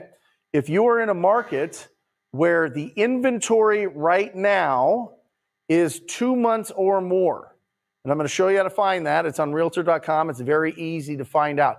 Basically, to find out inventory is you take the active listings, and you divide it by the pending. And you can find that right on Realtor.com. There's a more button. You click down. You say hide the pending listings. Boom. I'll show you in just a second. Don't even worry about it. We got everything you need here. All right. Active pending. Boom. I feel like a furniture salesman. We got everything you need. You want the recliner? Fantastic. The ottoman? All right. Anyway, that's what you do. If this is more than 2 months, then I want you to go 70%. 70% of this ARV. Now, this is going to take into account profit for the investor that you sell to. This is going to take in closing costs. This is title and escrow fee. This is hard money costs. This is, that's basically it. Commissions, you can put commissions in there. And that's really what it is. The profit and the closing cost is right here. And typically they're going to want between 15 to 20% of profit in a slower market just to hedge against any kind of decrease in the values. Okay. Then you're going to subtract the fix-up cost. Okay. Fix-up cost. Now, for most properties, guys, don't overthink this. Okay. If a property is in decent shape and it just needs lipstick, I want you to go $15 to $20 a square foot. If it needs more cosmetic, it needs a whole new bathrooms and kitchens and all those things, and to really bring it up to date. It's a really dated property. It's not destroyed. It's not fire damaged or horror house or have mold or anything like that. You want to be about $30 to $40 a square foot. And then if it's just destroyed, just go $70 a square foot. All right. And so just what's the square footage? This house is completely destroyed. It's 1,000 square feet. It's going to cost $70,000 to fix it up. All right. It just needs some other things and just needs some little costs here and there. You're going to go 70 to 30. And you guys can play with this, right? You could go, 17 and a half or 35 or more than 70 if you're in California or New York or Seattle or Chicago, right? But there you go. $15 to $20 a square foot. So just look at the square foot. You can pull it up right there, square foot. And that'll get you a pretty good range of what to use for this fix-up cost, because we look at this and we go, okay, deal or no deal is one of the toughest parts. We talked about it with Cliff, right? And so that we just got to figure out what the fixed up is. What are the comps showing? What's the highest sale in the neighborhood? Looking great. 70% minus the fix-up cost. And that's what an investor will buy it at. That's the wholesale price. Then we come in and we are whatever you want to make lower than that, 15,000 to whatever, 50,000. Just depends on the deal, right? And that is your MAO. There's something in my brain that always thinks of the Chinese dictator for some reason. I don't know. Maybe it's because it's like on. I think Mike Tyson has a tattoo of him on his shoulder or something. I don't know. Whatever. But max allowable offer. It's not the dictator in China, obviously. It's just max allowable offer. This is the offer that we can offer the property owner for that property. Okay? That's your cash. Okay? Next, let's look at, well, I don't want a cash offer. 100 if you don't mind. Yeah, okay. I don't want a cash offer. I want to owner finance this.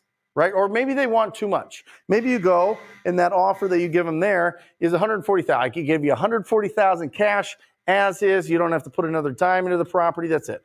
No, I want $223,000. Listen, every time you have a conversation, there's a deal in there. I'm telling you, every time there's some opportunity there, right? Now, not every one of them is going to be a deal. Not everybody is going to do business with you. That's not what I'm saying. What I'm saying is you shouldn't just stop there, right? If they are dead set, listen, I need 223. That's all I want. That's all I need. That's it. Then I want you to use this exact verbiage. I can get you your price, but it'll have to be in payments. Are you open to payments? Because you can. Listen, I am telling you right now, I would, any property, give me a terrible property. Give me a terrible property. And they say, you can buy this for $1 million. Great, done. But it'll have to be in payments. Or what's the payments? I will pay you 25 cents a month until it's paid off. That's terms, right?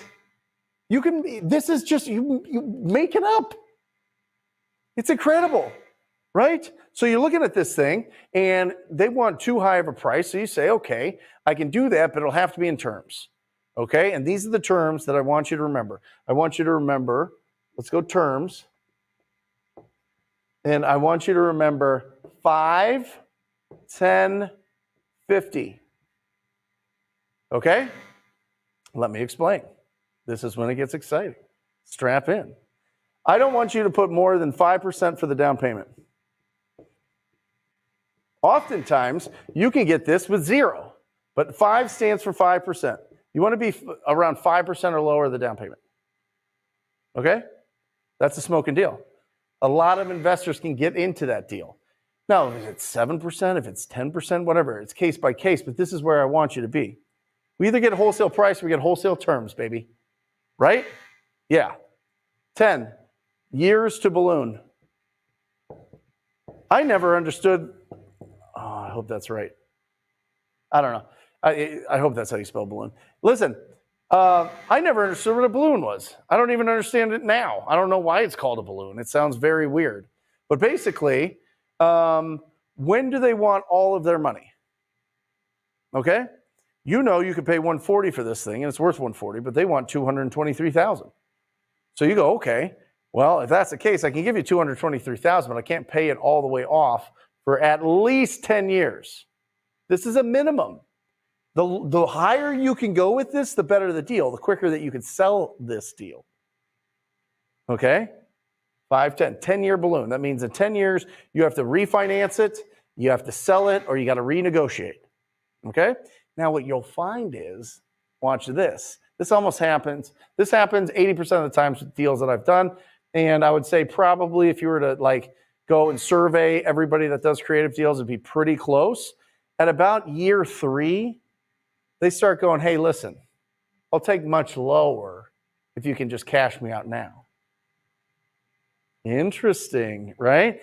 Or 5 years or 7 years. Something happens and they're like, I'm tired of holding on to this 10-year note. I would just want to be done with it. I'm willing to take this. Happened to me when I bought a business, by the way. Yeah. It was this price and it was this price when it was all done. All right. 50% of the rent. That's what you want your payment to be. Your payment on this thing needs to be about 50% of what you can rent it for. So you go onto Zillow, you go onto Redfin, you go onto Rentometer, you go on whatever. It says it can rent for $1,500. You want to be at a payment of $750 or lower on this property. Why? That seems like a tremendous amount of cash flow. What investor would ever go with this deal? Wholesale price or wholesale deals. It happens or wholesale terms. Happens every single day, guys. Every single day.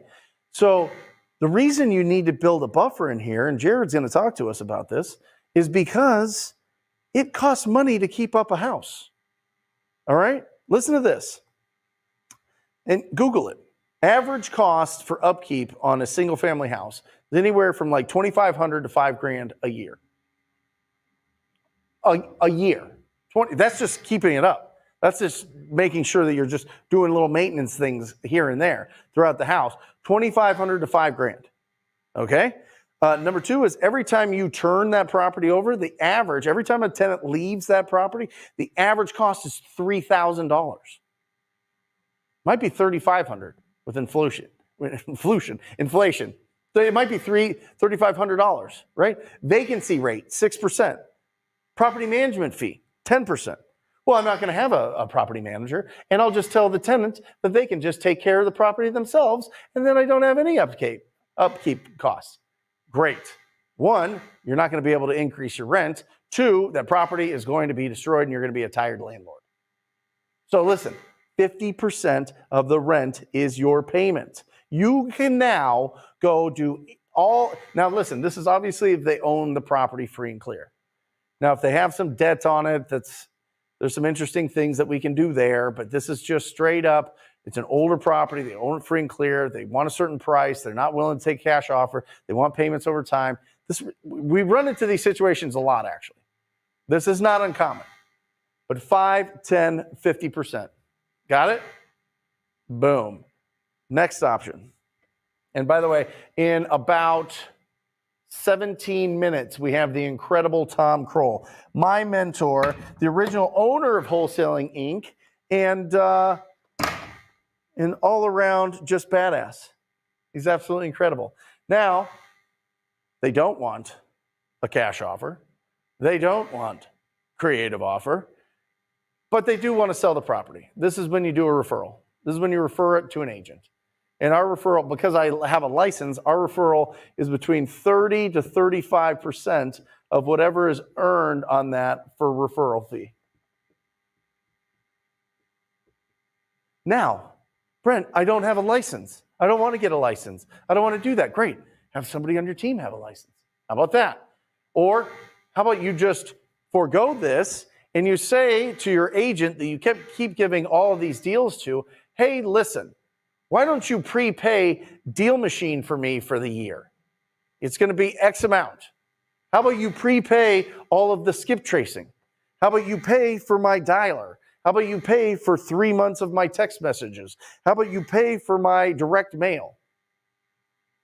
Right? Marketing costs. Why don't you have an arrangement like that? For they don't want your cash offer. They don't want your wholesale offer, wholesale terms. They just want to list it on the market. Great. Get a great agent to be able to do that. All right? That's what you do. That's how you go and you work this thing. And here's an important question that you have to ask. All right? Here's an important question. If you can't get the price you want, what's your plan with the property? Write this down. You're going to use it all the time. Because you're going to really, this is going to help you understand if this person is somebody that you should be following up with or not. And by the way, if you're going after on-market deals, real estate agent deals, or the ones that are just on the market, this should be like all day long. You're making these type of offers, not this one, all of them. The cash, the wholesale terms, and, well, not the referral. But those two that you're doing that all the time. And if they don't, what is their plan with the product? Oh, they'll just keep it. They'll just keep it. They'll just fix it up. They'll do this. They'll do that. Then at least you understand, wait, there's no distress here. The property might be in distress, but the owner is not in distress. So why am I wasting my time? I'm going to just throw that into the fourth one. First, we have cash. Second, we have creative. Third, we have referral. And fourth, we have a trash can. Throw it away. Move on. This is how you have these unstoppable offers. This is how you feel confident. Was that crazy? 5, 10, 50? That's not crazy. It's not crazy to remember. It's not crazy to put into your toolbox. Referring to a really great agent, that's not crazy. Understanding what to offer on a property that needs significant renovation, that's not crazy. You got this. It's just conversations and offers. I have it on my office in bright, beautiful, I'm switching over here, Matt. Bright, beautiful, Wholesaling Inc orange, glowing up, conversations and offers. That's what this that's what this business is all about. It's just making conversations and offers. Having conversations, making offers. You need help with that, guys. Again, we have some incredible Black Friday sales this week only. The $7 course is a no-brainer. That's just silliness. That's just, the amount that you get there is bananas. That'll teach you everything that you need to know. But the getting the course bundle, fantastic. For under $100, that's just silly. I don't know what. I'm not in charge of this. That's all I'm saying. I'm just kidding. Of course I am. But $97 and then $1,000 off of the mentorship. It's absolutely bananas. If you have been on the fence of what tribe you want to join, what mentorship, what community, direct access to me. You get my phone number. 40 hours of support calls every single week. You get to see everything that happens in my business. There's no hiding. There's no mystery to it. And you're absolutely surrounded with the best of the best of the best. Nobody has more success than the Rhino Tribe. Nobody. It's not even close. Not even. You know what people do? They come into the first support calls and they go, oh, man. Oh, my gosh. I have never been in a support call where people were closing so many deals. And I'm not being sensational here. Every single time. So if you're interested in that and something about this is making sense and you want to simplify this and build an actual business, I encourage you to go to rhinoblackfriday.com and check out the mentorship. Apply now. And if it's a good fit for both of us, I'll be talking to you probably sometime this week. So there you go. But keep this simple, guys. Keep this absolutely simple, right? If they want, first, here's the thing. Remember this. We are deal finders, not deal creators. Doesn't mean we can't be creative, but we're deal finders, not deal creators. We cannot instill into somebody's heart the desire to sell their house.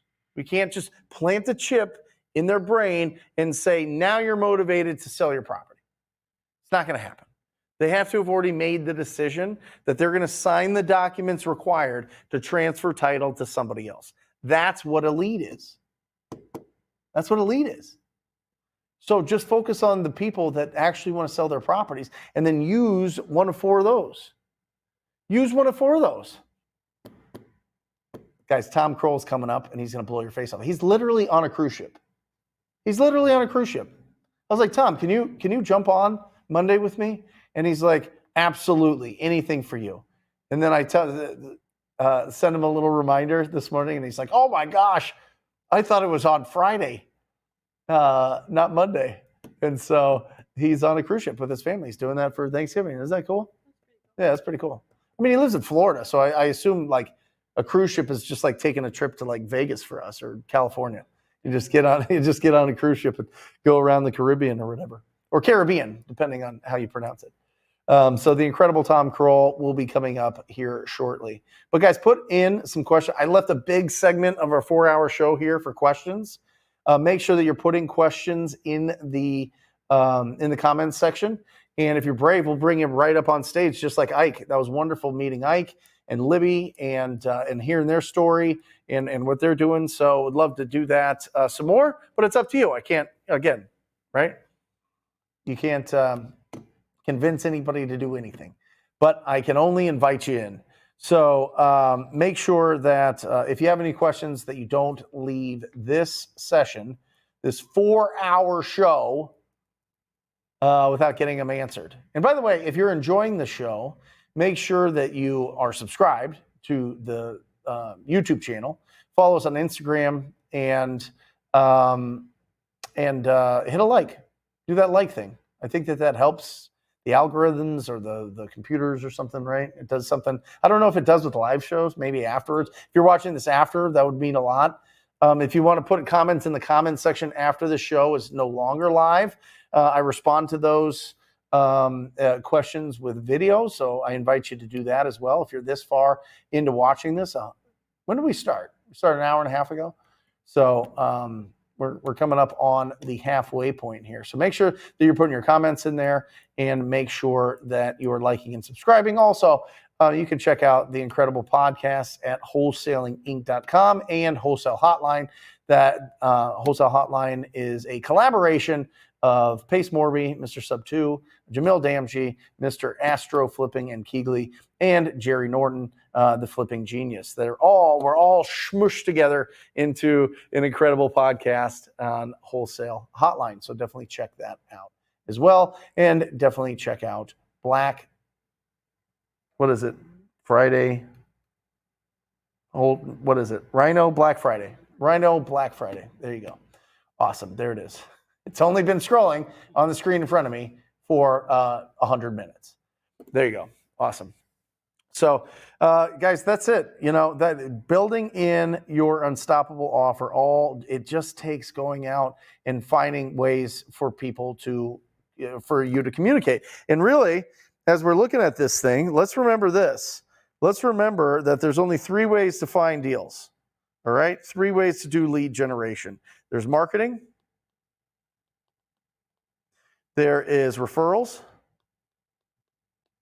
and there is prospecting, which I like to call buy, wait, and earn.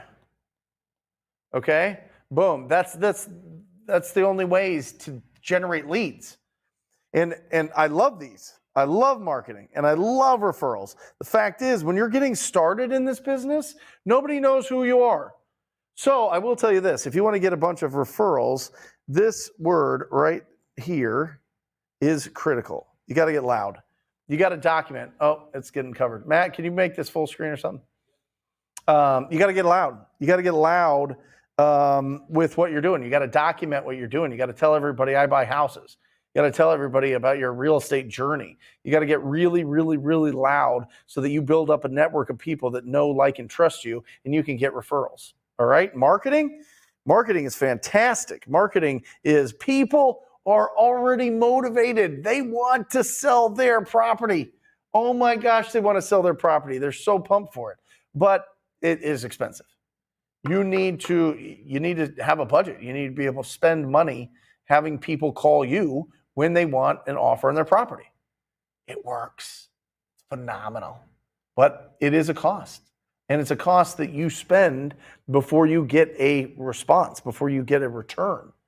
So, and listen, if you are doing marketing, you need to make sure that you answer any calls live and you respond. If it's an internet lead, you got to respond in 1 minute, 5 minutes max. After that, it's nonsense.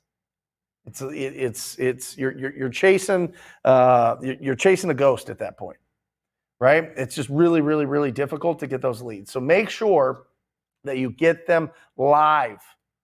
Get them on. When people call you up, answer it live or have somebody answer it live. And when those internet leads come in, you got 1 minute, 5 minute max.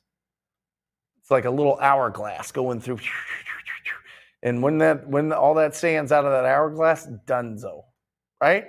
So make sure that you do that. Now, with referrals are fantastic. Referrals, you saw right here, if you look here on my year budget here, referrals cost $0. And we made $108,000 so far this year. $0 on referrals, $108,000. That's pure profit.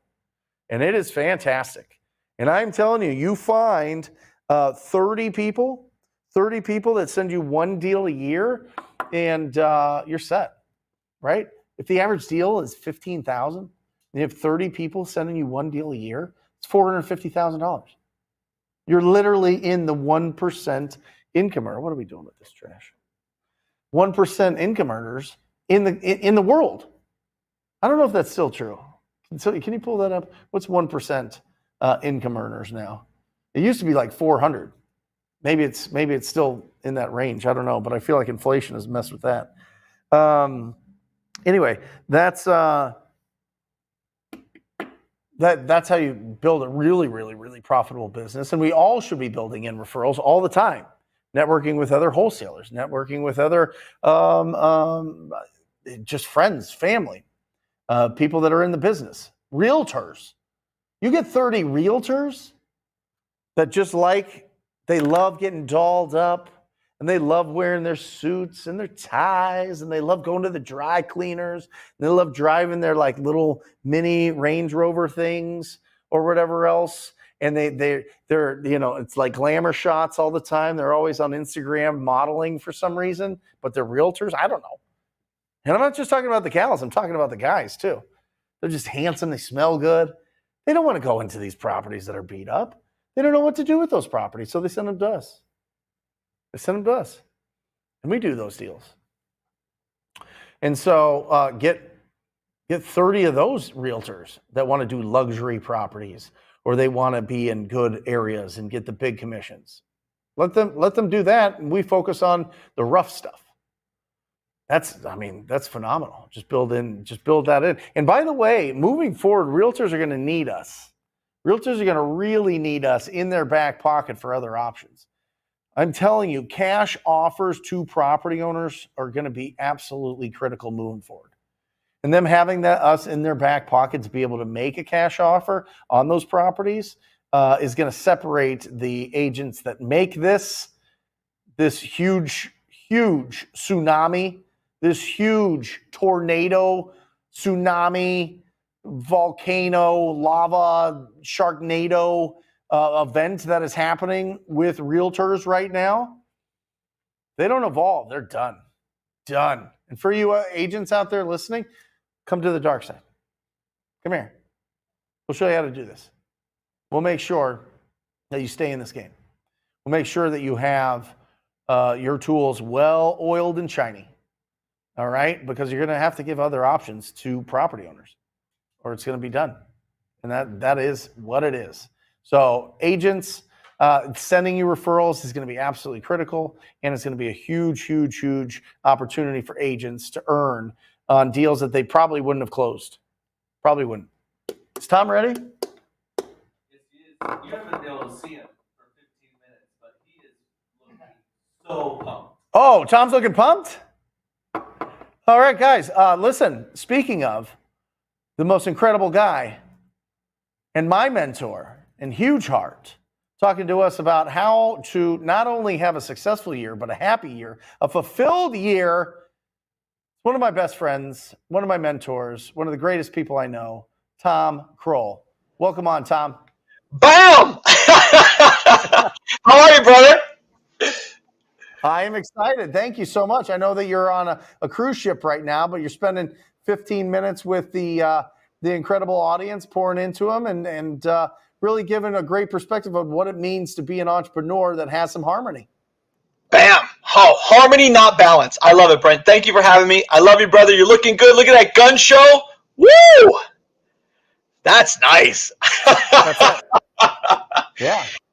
What a great adventure. I was listening in. I love everything you have to say. The referrals, marketing 101. I love it. Easy peasy lemon squeezy. So Tom, how do we have the harmony? How do we build harmony into our world where we're in hustle season, we're working really hard, we've got that hunger and we're obsessed and we want to change everything, and it's not a want, it's a must have, and everything is, we're almost like swallowed up with this business. Bam. Yeah, easy. So here's the deal, right? This is simple stuff. Hustle is a season. It's not a lifestyle. So you got to go all in. You got to go all in, and you can't have any pity parties, right? So if you start to feel sorry for yourself and you're having doubt and disappointment and you're discouraged and you've got all this distraction and you don't know what to do with all these D's, set an egg timer. You get 3 minutes, you have a pity party, and you get back to work. The thing to keep in mind right now is that you have to outwork, and you have to you have to deep dive all the way in, right? You got to get. I think a lot of people, what happens is when they get this discouragement, they start to feel sorry for themselves, right? You've got to go all in. You've got to work until disappointment quits and until distraction quits, and you got to just work, and you got to work, and you got to work. And the more you put in up front, you've got to earn that freedom. That's financial freedom is earned. So no feeling sorry for yourself. The more work you put in the beginning, it's a very simple business. I mean, wholesaling, I love what you said. We're deal finders, not deal creators, right? So I'm very familiar with that term. Yeah. I love it, right? That really encapsulates this whole entire business is you just laser focus and you don't have time for anything else. It's entirely appropriate to prioritize these activities all day, every day. That's how you are a good steward of your talents. That's how you're a good steward of your family, by prioritizing your talents to love God's other children in your good work. That's how you put your family first. So in that hustle season, you just work and give and work and give and work and give, and you just keep doing that. And as soon as you right at the end of the rope, you get a cup of coffee and you do it again and again and again and again and again. That's the key. It's easy. So how do you build a business out of that? At what point do you transition from that hard work into building an actual system? Well, you've got to use the most important muscle you have, right? So these are important, but this is important right here. So let me give you the secret, right? You have got to read every day, and everyone is now gonna half the audience is gonna tune out. Read, what is this, right? Guys, I am telling you, if you want financial freedom and you want to control, we know now from scientists, from doctors, we know, right, that the people, when you're at the end of your life and you're happy and you have a happy people around you and you've got friends and family and loved ones, those people have followed a very particular set of guidelines in life. Impulse control, portion control, right? We know these things. Reading will build every single one of those muscles that are going to make you a better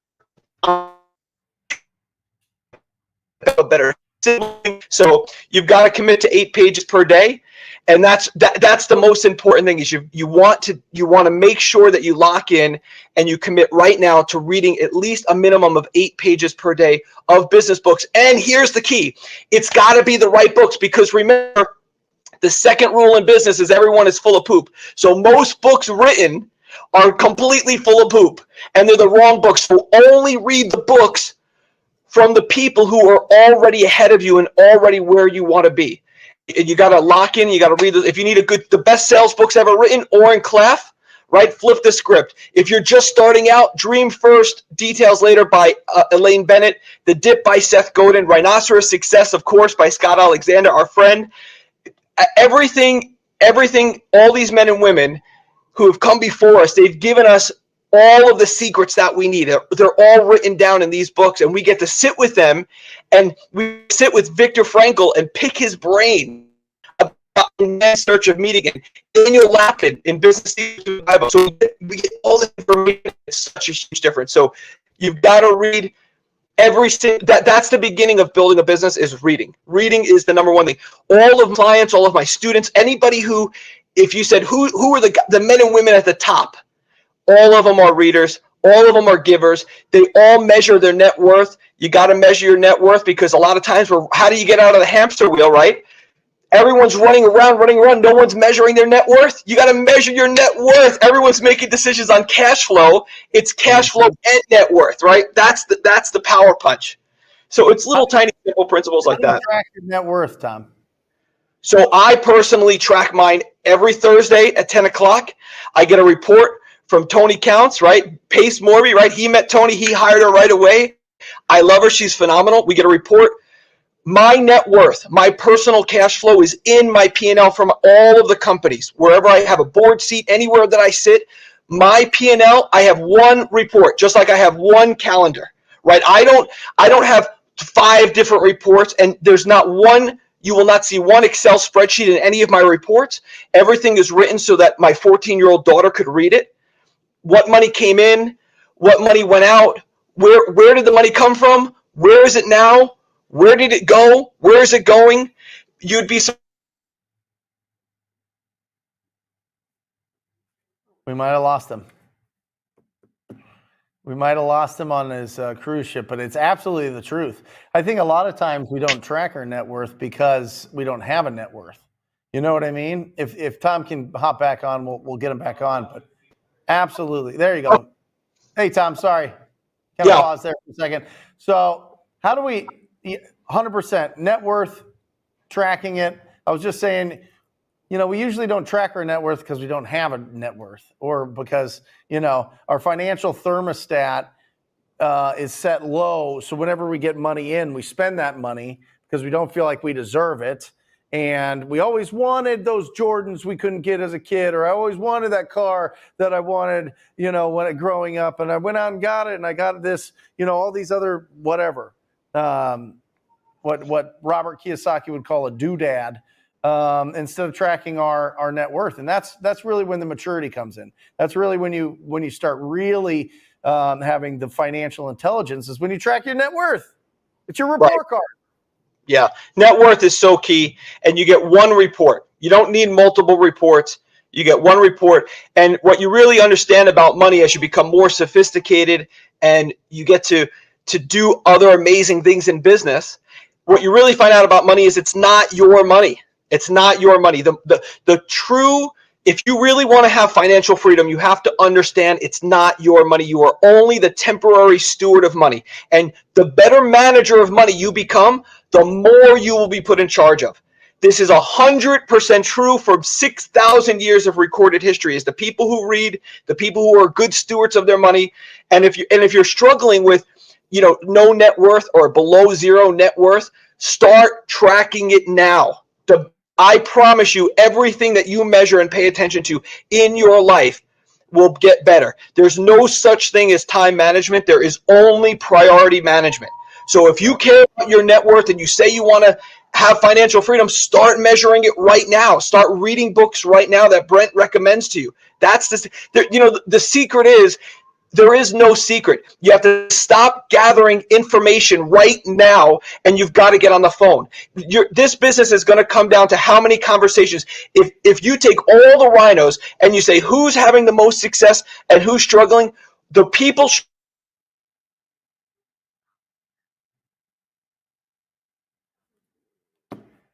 Tell you what, there's something going on with the cruise ship. Yeah, that's fine. I love you, Tom. Thank you for being on here. Absolutely incredible. He was about to just drop a lot of knowledge on us, but unfortunately, the cell phone carriers or the Wi-Fi on a cruise ship didn't allow it, and that's fine. We could just all hang in the balance until the next time he's on the Brent Daniels Real Estate Show. Ooh, guys, exciting. I mean, listen, that's it. If you want to look at what is your report card, what are we tracking from a financial literacy thing, it's net worth. You want to teach your kids about assets and liabilities, and you want to teach them about expenses and income. You want to teach them about cash flow. Net worth has to be in there. Net worth has to be, it could be just those 6, and you would teach your kids pretty much all they need to know about being financial illiterate. Assets, liabilities, income, expenses, cash flow, net worth. Boom. All 6, baby. Write them down. Start talking to your 4-year-old about them, or your 7-year-old, or your 17-year-old, or your 14-year-old, or yourself, whatever it is. But start tracking it. It's I will say, and our next guest can let us know if he tracks his net worth, but I certainly do. And everybody that I know that is really on a high level and really pushing for some really exciting goals tracks their net worth. At some point, they get a financial planner. They get somebody. I don't track it. I mean, I have somebody do it just like Tom. Tom has Tony Counts, which is absolutely incredible. So with that, with talking financial literacy, I have one of the best financial minds that I know. I met Jared because he responded to a Craigslist ad or something that I put out for real estate investors, aspiring real estate investors.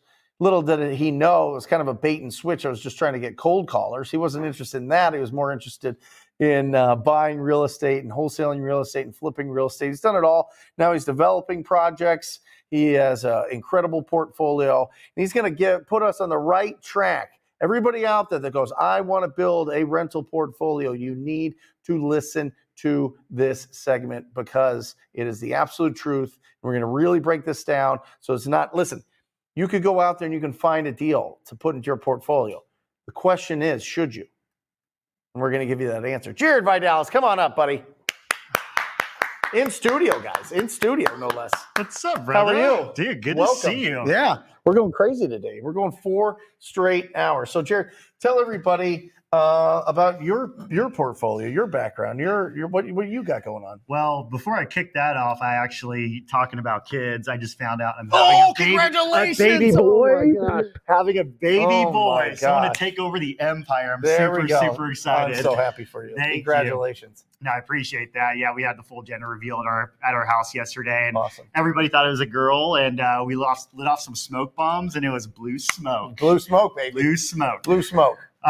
So yeah, I guess to your point. So we've been really focused on scaling a rental portfolio since 2018. So Yep. not a whole lot.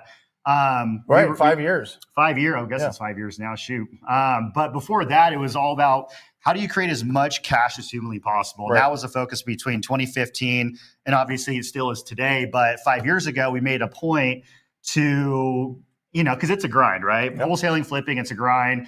You need to start accumulating assets and start setting up the long-term future. So The net worth side, not just the cash flow. the net worth side. So what are we worth roughly? No. I'm just saying you have to start building up the net worth side, not just the cash. Absolutely. Once you're starting out, you're just trying to pay your bills. You're just trying to be in this business full time.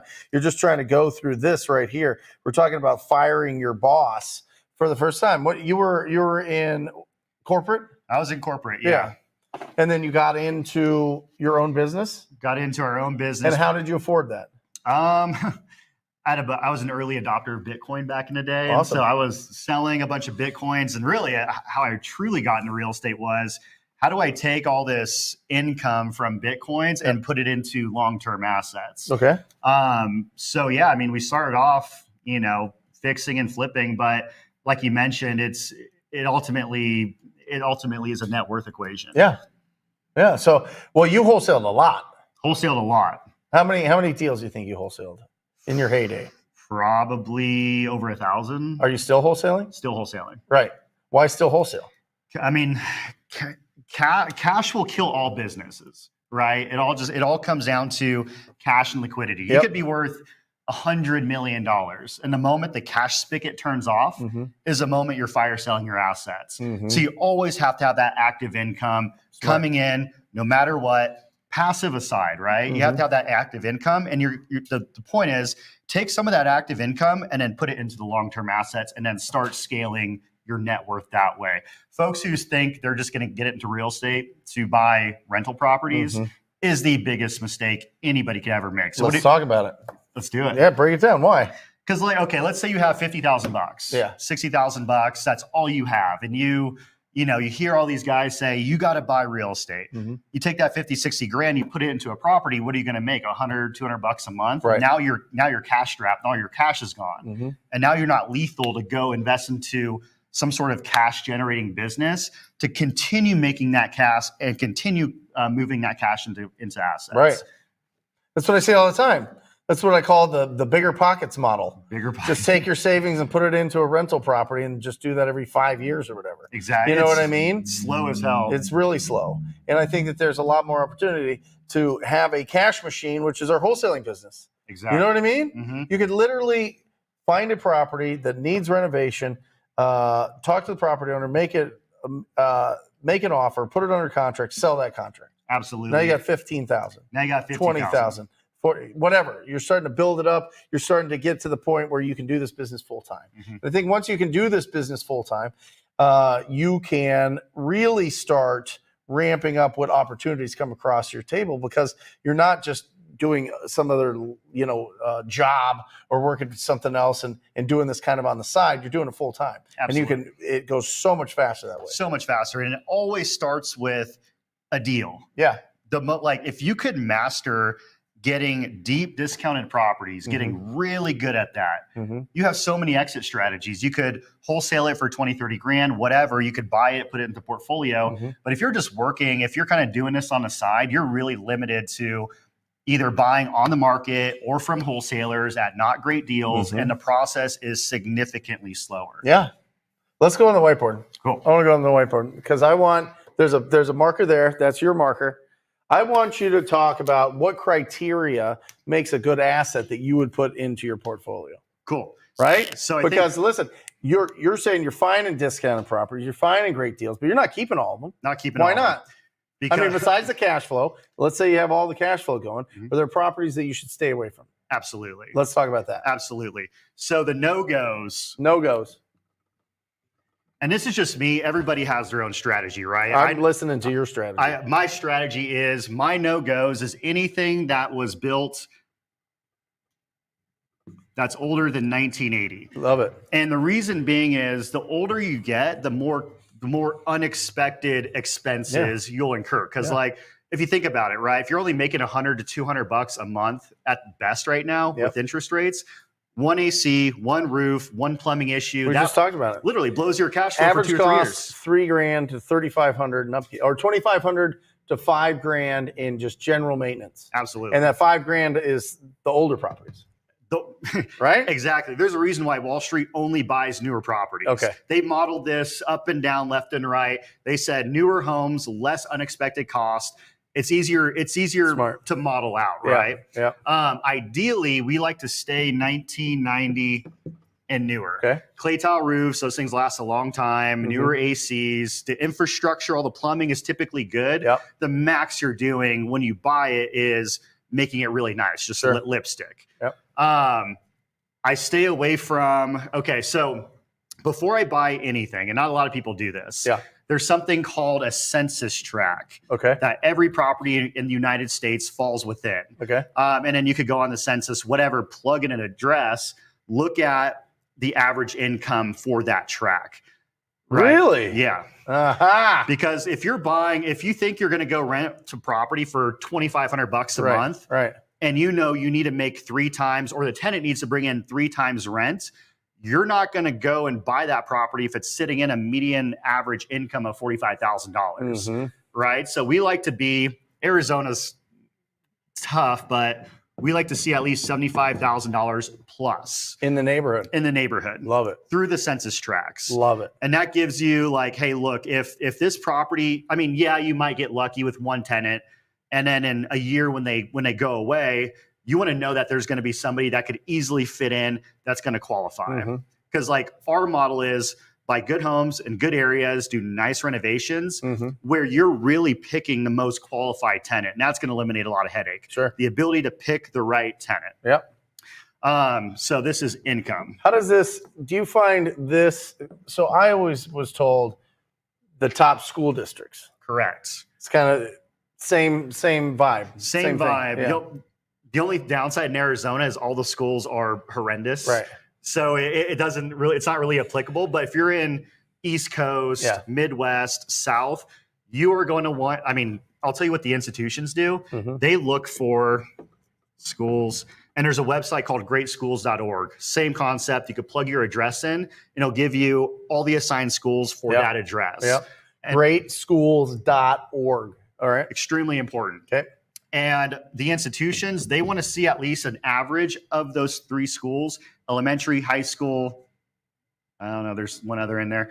Junior high. Junior high. They want to see at least a 5+ average. Okay. Because the idea is, Yep. if you have kids, they're in a great school zone. People don't want to take their kids out People of stay longer. They stay way longer. Yeah. And that's going to eliminate Yep. all your turnover costs, all your expenses, Okay. and it's just going to make performance a lot better. Yeah. Awesome. So age, income, schools. I mean, that's really it, right? Yeah. And then, so if it doesn't fit this box, you're not buying it. Not buying it. What if it's a sub 2? If it's a subject to, I will still do it, but instead of renting it, Yeah. I will convert it to a wrap, Okay. and I'll sell the property and arbitrage the interest rates. Okay. Got it. So sub 2, it's a little bit different. Right. You're more or less buying the rate than buying the house and the Yeah, location. but don't you think it would be a headache? to rent those out? Uh-huh. Oh yeah, for sure. I mean, to do the wraps and the wraps still go through and everybody, you know what I mean? Like, would you ever buy a sub 2 in the middle of Arizona City or, Tolleson or like something like out there, Whitman? I've done a lot. I've done them everywhere. And how'd it go? It went good. Okay. Because like it's kind of counterintuitive, because in those areas, in those random bodog towns, Yeah. there's a lot more people that don't qualify for a traditional mortgage. Right. And they're more, they fit into your wrap product, if Okay. you will. Yeah. And that's a whole nother, that's like my freaking secret weapon right now. Right. And I mean, we could do a whole nother thing on that. Yeah. That will talk about $100-$200 a month on the rentals. Yeah. You're cranking $800 to $1,500 a month in cash flow. It's just selling that property on a wrap. Right. And it's So freaking let me see if I understand. So let's just say you have a property and you take over the loan at a sub 2 at 200,000, Mhm. right? And it's like a 3% interest rate. correct. You'll wrap it at what price? So I'll sell it on average. You could get about 5% over what that house is worth. Percent over. Yes. Okay. Because we're the bank. We're not going through Right. an appraisal. We could ask $1 million if we wanted Sure. to, but there's a limit. So Call it 210. yeah, sure. Call it 210. Okay. So you're at 210 on this wrap. Okay. And now you've got this loan, Mhm. and then you're wrapping the rest of it, and they're putting a down payment. Correct. How much of a down payment? So on your deal, let's say you're putting down 25,000 Yeah. on your deal, Okay. and then you find a new buyer to come and put $30,000 down. Right. Now with closing costs, blah blah blah, your cash is fully taken out of the deal. Yeah. So now you're sitting in the deal with house money, you got no money in this deal. But then you sell it Mm-hmm. at instead of you're working with a 3, let's say you do a 7.5, Mhm. 7.5 interest rate. Okay. And now So you're this payment is, let's call it 1,200, 1,200 and now this payment is 1,900, let's say. 1,900. Okay. And you're fine with this because they're a buyer, not a tenant. They're a buyer, not a tenant. Right. And I never want to own an asset and say Arizona City, right? Do they have a balloon? No balloon. 30-year? 30-year. It's a 30-year fixed rate, no balloon, no prepay, because per Dodd-Frank, I can't put a balloon on them. Who's Dodd-Frank? Dodd-Frank is it's a governing agency that essentially made sure lenders weren't as predatory as they Okay. were back during the great financial crisis. Yeah, sure. So shit show back then, right? Yeah. So now we have Dodd-Frank everybody has to comply with. Okay, got it. And really what the only thing we need to be aware of is when we're selling this deal Mm-hmm. to a new buyer, Mm-hmm. we need to put them through full underwriting. Yes. We What need does that mean? we need to put them Credit? we check credit and we check income. Income. Key is kind of counterintuitive as well. We do not care about credit. Okay. We only care about income Okay. and that's the ability to Job repay. history or just income? Just income. You don't even care how long you've been there? Don't even care. We don't care if they have an I-10 or a social security number. Yep. All we need to do is make sure we're complying with Dodd-Frank's Yep. ability to repay act. Okay. Yeah, sure. And that all goes through underwriting, and they make sure, hey, look, this guy makes 10 grand a month per the DTI requirements put in place federally, whatever. We could sell them the house legally. Yeah. Awesome. And now it does kind of two things. You crank the cash flow. Now, instead of making $200 a month, you're making $700 a month With no money into it. with no money into it. Yeah. And then you don't own that asset. So all those unexpected repair costs, property management, all the bullshit, that is completely out of the equation because now they own the house and you no longer own the house. Right. But there's got to be headaches if they don't make this payment. There would 1,000%. And I mean, this is fine. This is you. But this is, if it's a sub 2, you've got somebody else on here. You got somebody else. Right. So as a smart investor, do you keep like a certain pool of money over here just in case this isn't made and you can? What you should You do know what I is mean? you should keep 7 months of your payment Love it. in reserves. Guys, did you hear that? 7 months. 7 months of your payment. This isn't you going out. Should people be living off of this cash flow? I wouldn't. Why? If you're not, you got to be able to. I honestly think you need to have. But that's the whole point, Jared. It is. Cash flow covers expenses, and now we're done. You could 1,000% easily hit financial freedom with 5 of these. Right. I ran the math. Somebody who's an average guy out there who has 5 or 10 Fannie Freddie Mac loans to their name, they could easily use all of those, do this, and make 8 grand, 10 grand a month net. Right. The issue is you need to make sure you have the liquidity to support 7 months because if these people don't pay, you have 6 months before you could foreclose on them and take the house back. Right. So really, the only play here is you are a note holder. You're a note holder, correct? You're not getting appreciation. Nothing. You're getting some cash flow, but most of it's to kind of save here. But you don't have repairs. You don't have repairs. Turnover costs, maybe, if they decide they don't want to pay it anymore. So really, the only risk that you run is they stop paying. Yeah. That is the biggest risk. Yeah. So that's that way. And plus, if you're. But it doesn't this, like, just mentally, just as a person, doesn't it like, oh, shit, I hope that they make their payments. For sure. You know what I mean? Sure. So you're always thinking about that. You're always So why thinking even about do these deals? You're freaking juicing the cash flow. Right. You're juicing the cash flow. Okay. I would never do a deal where you're at 200 and the market value is 210. Right. I would need to be at like 160. 160, Yeah, right? Because that gives you, right. If you do take the house back, and let's say Armageddon happens, market crashes, you need to make sure you can get out of this. Sure. And really, that's what I want to speak to about this is the mentality. The technique is great, but the mentality of owning a lot of rentals. How does it not drive you crazy? How does it not? How do you turn it off? How do you go on vacation? How do you hang out with Danny? And it's a wonderful, you know what I mean? Yeah. Like, do you have property managers? Do you have people hired that just deal with everything? So we have basically what I'm asking, and this is the name of this section, is how to not become a tired landlord. Because 80% of the business that we do are retired landlords or people that inherit these properties, right? Correct. And it's because they had stars in their eyes. They were all excited about owning rental properties. And then the wear and tear and the emotions of the tenants and the situation of everything going on just turns it into a nightmare. It does. So I'll give you kind of a point of reference. We have about 65, 70 rental properties. Yeah. We're going to get to 100 before we hire somebody full-time to run all that. Okay. Right now, Danny runs everything, all 65 rentals. She spends an hour a week on it. Okay. And the reason why we were able to not pull our hair out the entire time is it's a couple different things.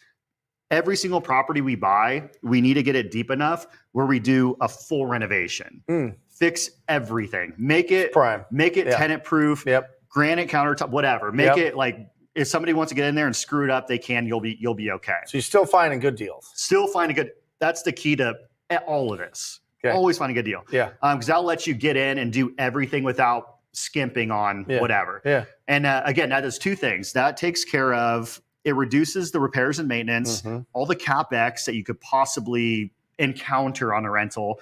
But What's CapEx?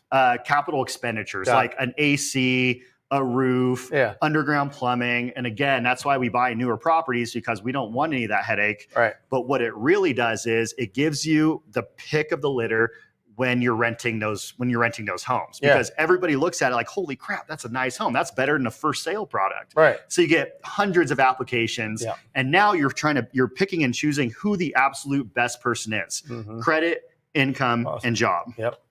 Awesome. And then the second So do you thing, burr out of it? I burr out of it. Do you use, what's those investor loans? What are they called? DSCR loans. Yeah.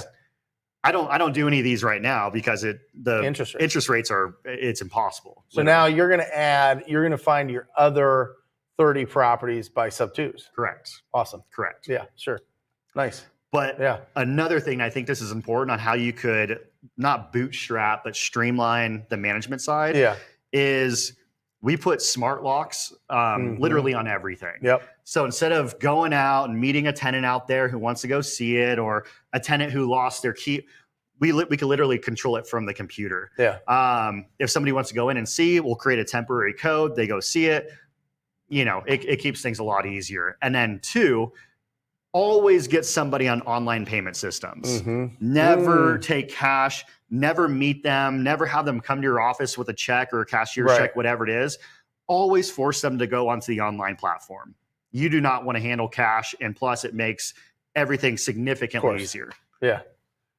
Last question. Mhm. Why single family? Why not just apartments? Why not a big, apartment? I like single family because with single family, you have 2 different exits. Yep. You could exit to back when Wall Street was buying and the hedge funds were all crazy, right? Mhm. You could sell a property on a cap rate basis, a single family, Mhm. if the environment's going that way, or you could sell it on a comp or a comparable sales approach. Yeah. With a multifamily, that's the most interest rate sensitive asset out of any. Well, they're all interest rate sensitive. Yeah. But single family, it's not that way. Right. It's not that way. And you can get in and out a lot faster. Liquidity. I mean, in and it's out. like it's like you were saying. It's like, single families like Bitcoin. You could cash out of that anytime.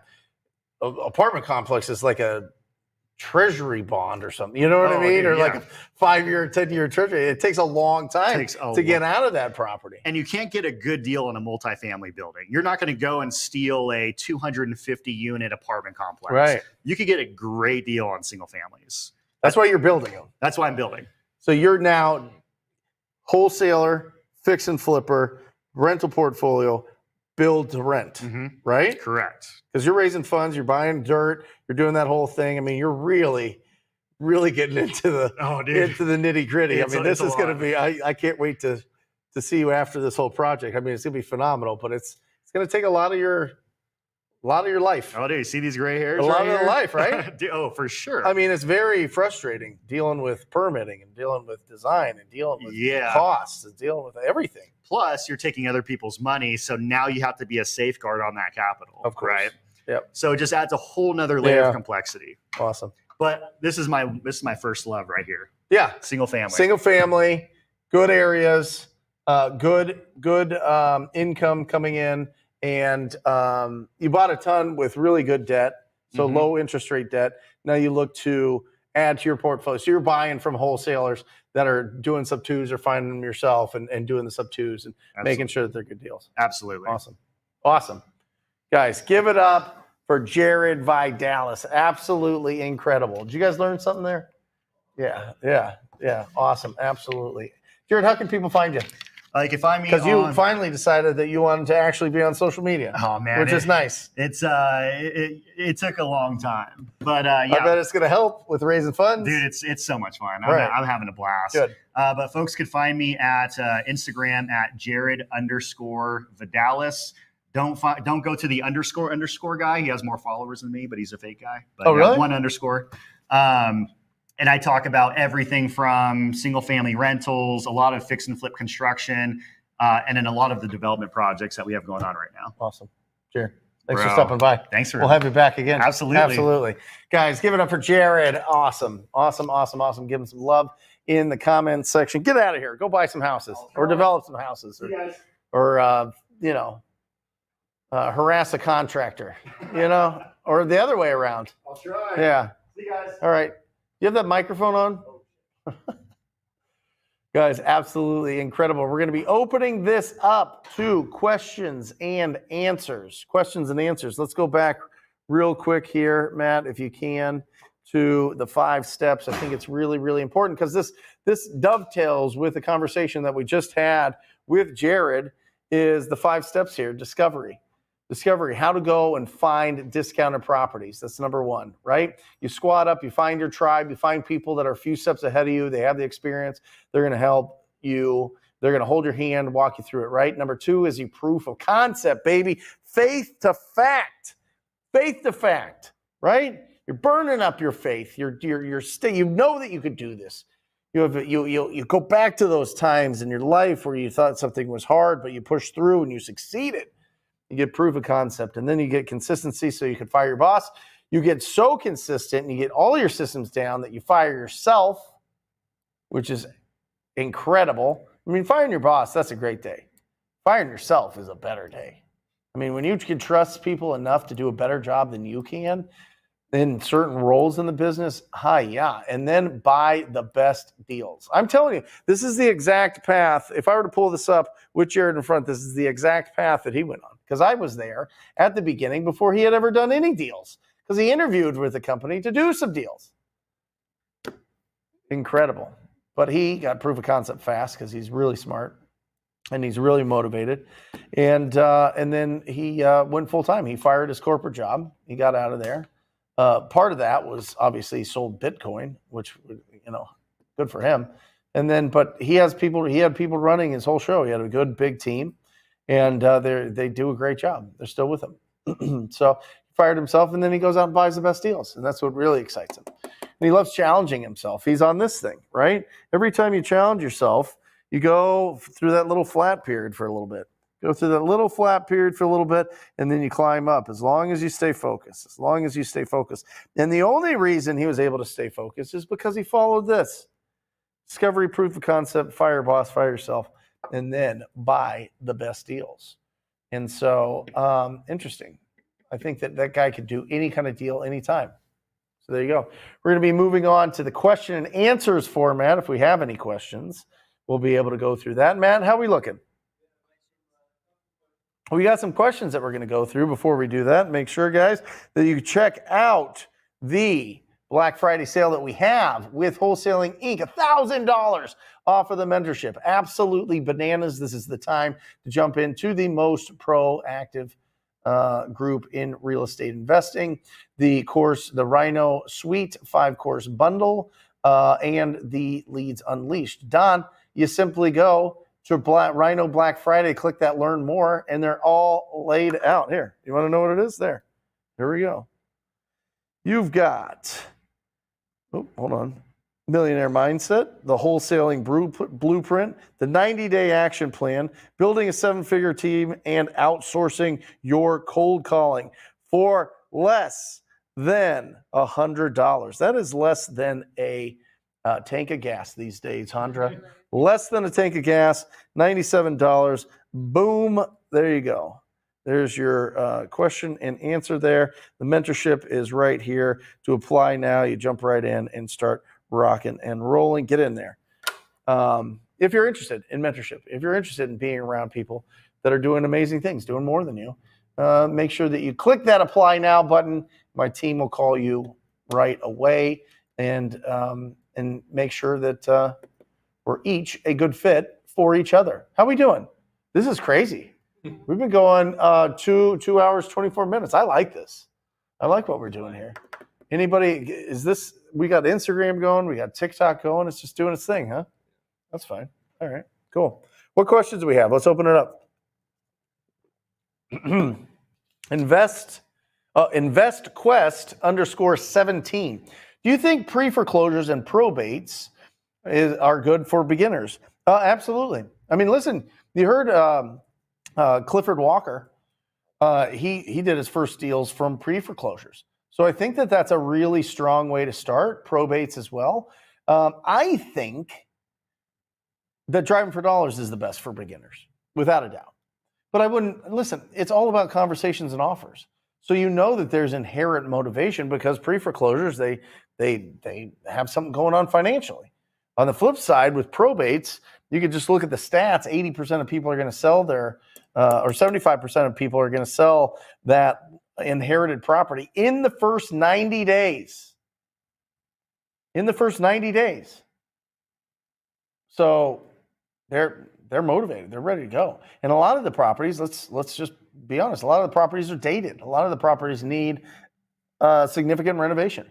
When my grandma moved out here from Chicago, they had not updated the property in 30, 40 years. They sold it to a fix and flipper. I mean, that's somebody needed to completely renovate it. What do you think happens with all these houses? You know, we think that we own these houses. We're just passing through. It's kind of like what Tom was talking about with money. It's not our money. We're just the stewards of it for a little while.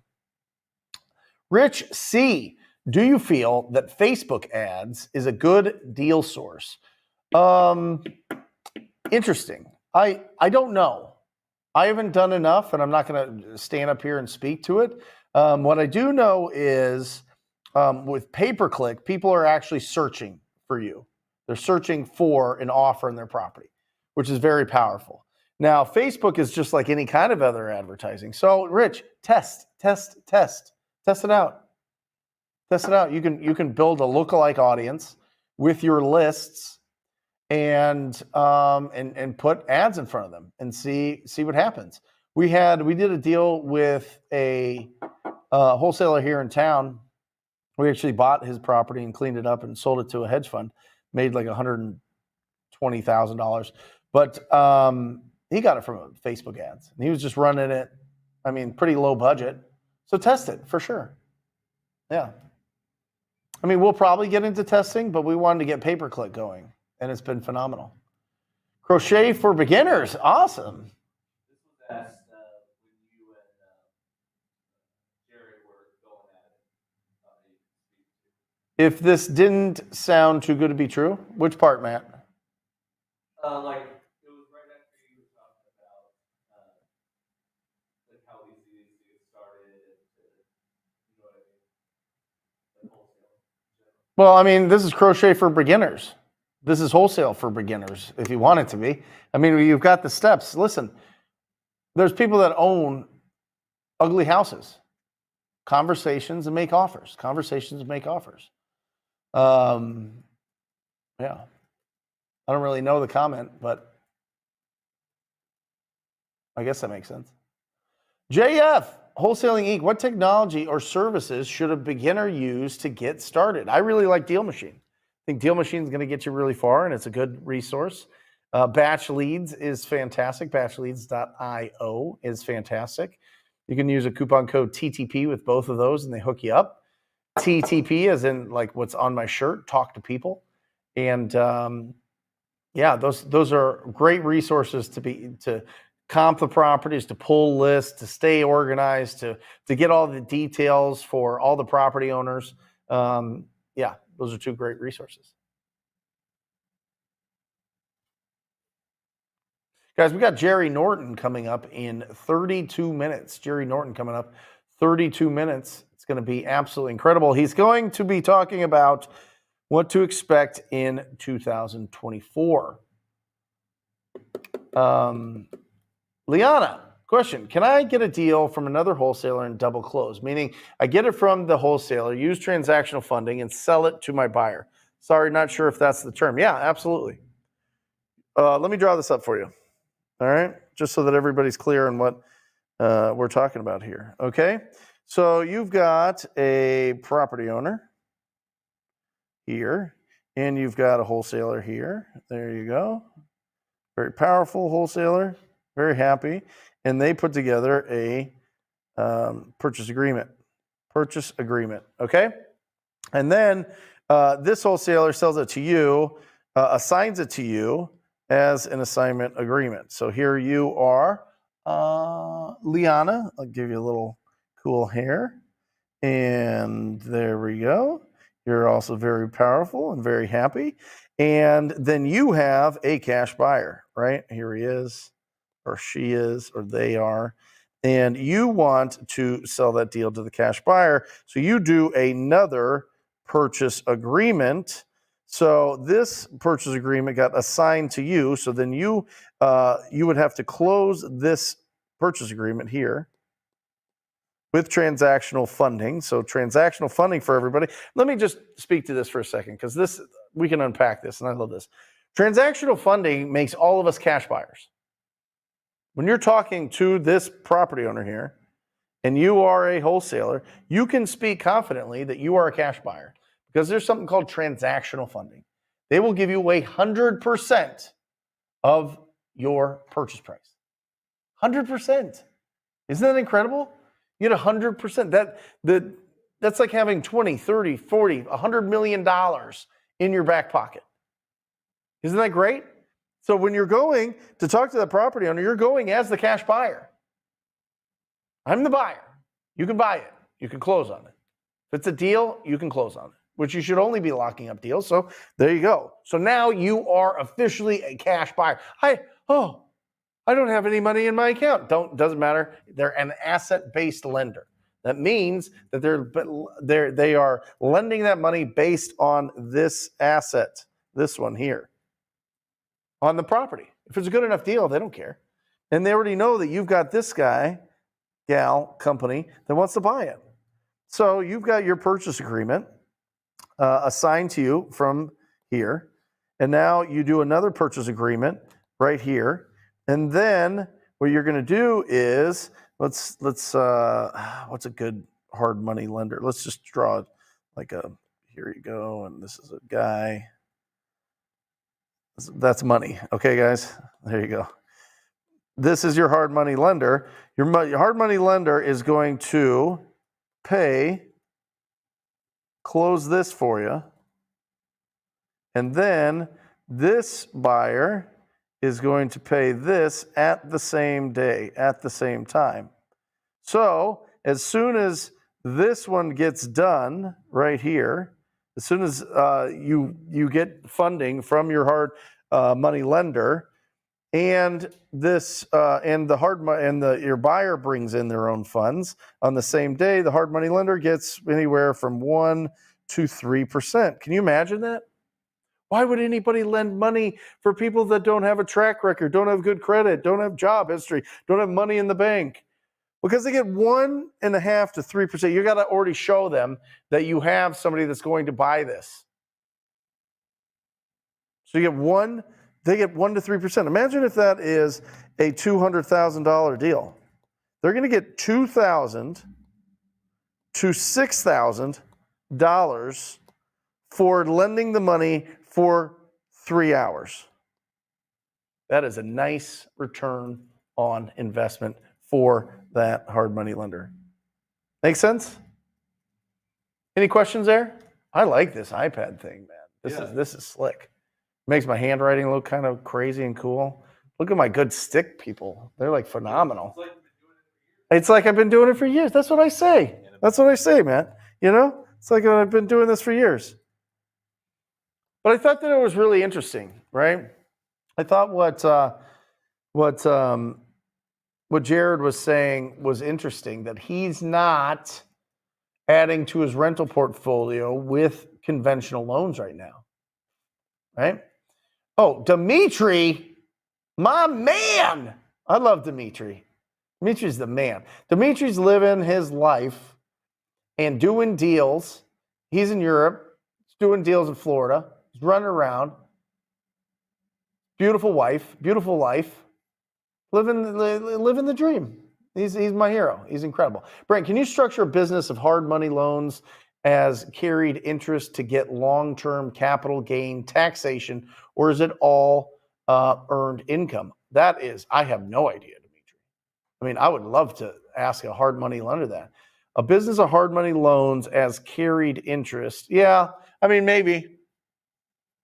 So what he's talking about is not taking payments every month, but like rolling it into the loan payoff. So imagine this. Imagine that you've got $100,000 and you loan it to some builder, right? He's got his hammer. He's building stuff. It looks like a crutch, but it's a hammer. And he's pretty happy too. Everybody's happy. You know what I'm saying? He's happy. And he's going to be working on this for a while. It's going to be 6 months, 8 months, a year, hopefully a year project, because there's capital gains difference, right, on the seasoning of a loan. I don't know what it is. I'm talking probably like 30% knowledge. So find the other 70% on the internet. But instead of making 12%, usually those are 12% loans. So that's 1% a month. So that's $1,000 a month. Instead of taking it monthly, when it pays off, you just take it as $112,000 for a loan payoff at the end. And then it's a year later, and it's long-term capital gains, not just the earned income that this would be created. Earned income is taxed differently than capital gains. So I hear what you're saying. I think I'm doing this all right. But please correct me in the comments section if anybody has more experience with that than I do. But Dimitri, great to see you, bud. Guys, if you're not following Dimitri, make sure that you are. All right? Awesome. Are we having some people jump on live, Matt? Yeah. All right. Got to turn your camera on. We want to see your beautiful face. Awesome. Awesome. Who do we got? Joshua, welcome. What's going on, Brent? What are you in the Army? Actually, yeah, active duty in the Air Force. Air Force. Oh, you're one of those brainiacs. Okay. I see what's going on. That's tough to get into. That's awesome. Well, thank you for your service. What's going on? Hey, yeah. So I just want to say thank you for doing this. We always been following you, and then also a big thanks to Clifford. I actually know Clifford personally, and we closed a deal together last week. Hold on.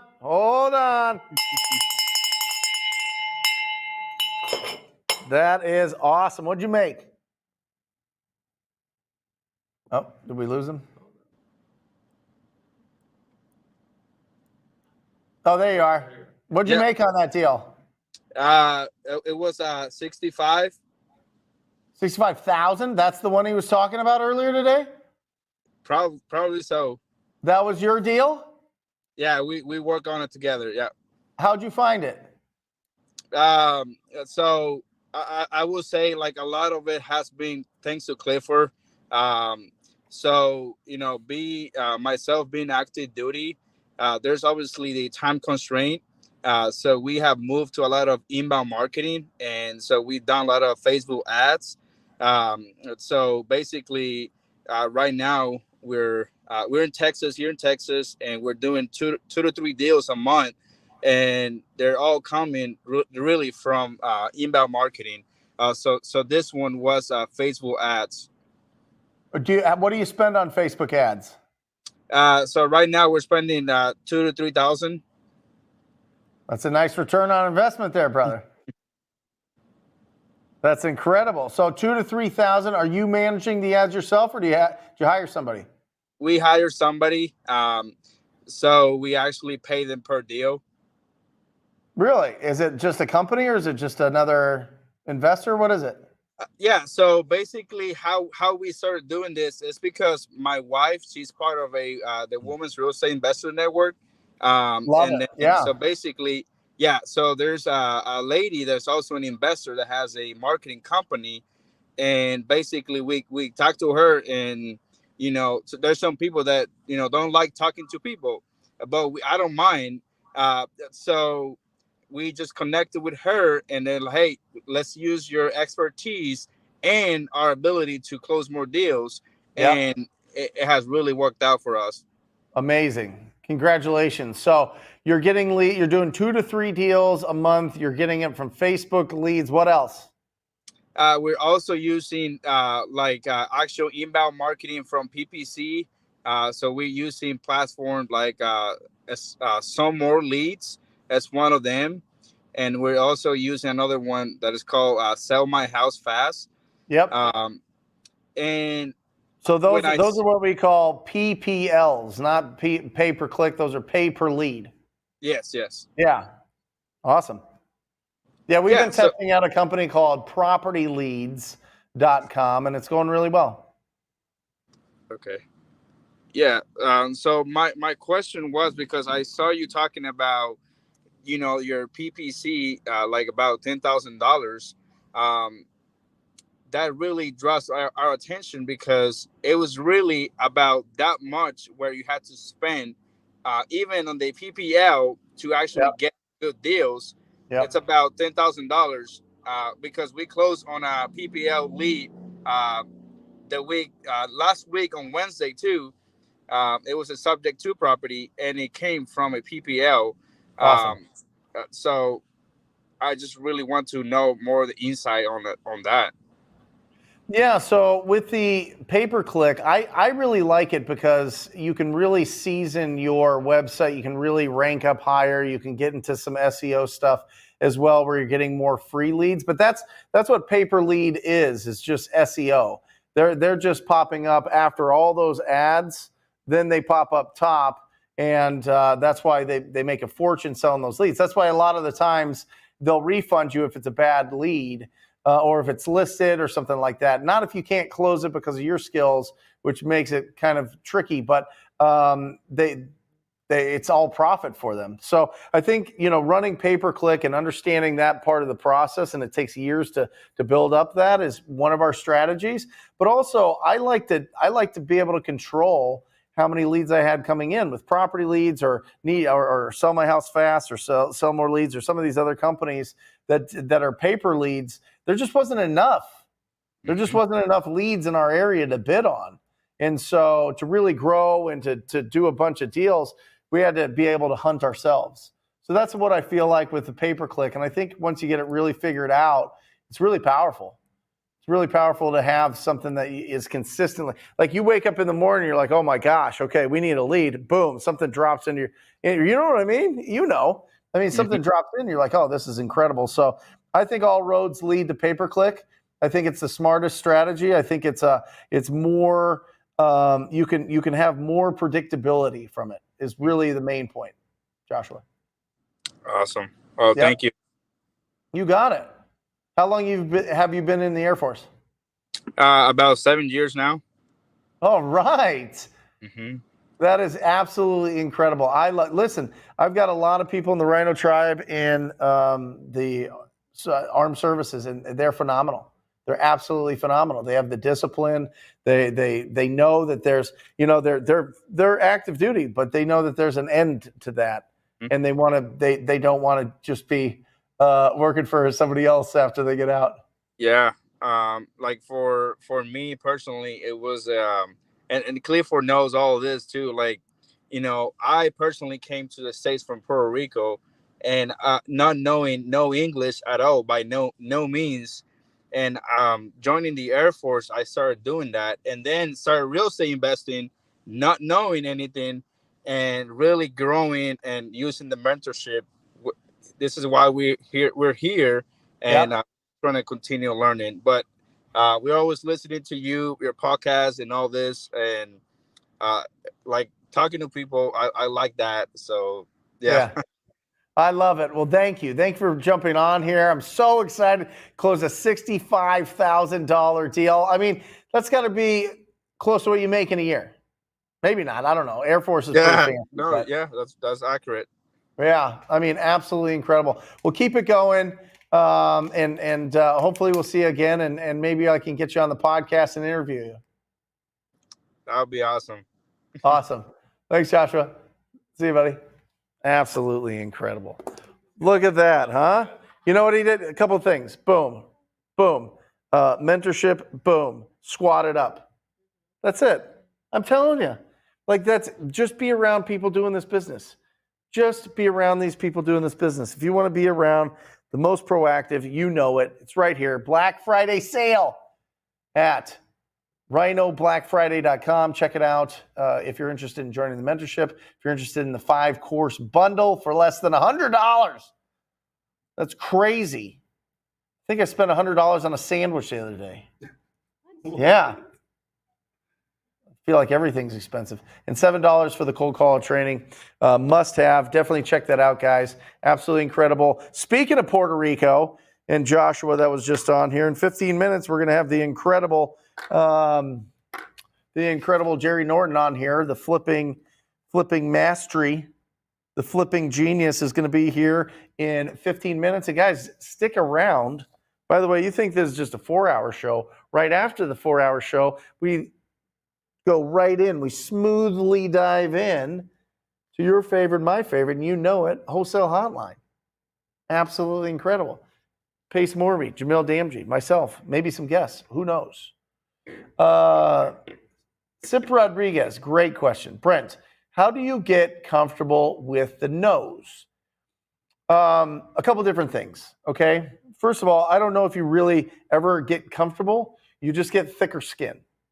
And what I mean by that is if you understand the metrics, if you understand that 199 people, this is statistics speaking, 199 people are going to tell you no, but one will tell you yes, and that one yes is worth $15,000.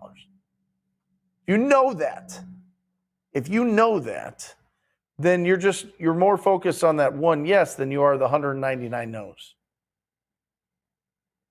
And it's just reps. You're not gonna get it first off the bat. You're not gonna get it and feel perfect and flawless off the bat. You're not gonna feel super confident off the bat. But over time, you're gonna build it up. You're gonna build it up. You're gonna build it up, and you're gonna get more comfortable with the no's. You are. I mean, maybe not more comfortable, but you'll have thicker skin. You'll just be focused on the yes. That's it. The only issue you run into with the no's is you get almost like a reflex that you assume that people are going to say no, but it's not the case. Absolutely not the case. There will be people that want to do business. About 1 in 10 will tell you, how much will you give me? They'll tell you, yes, I do want to sell. If you're calling the right lists, right?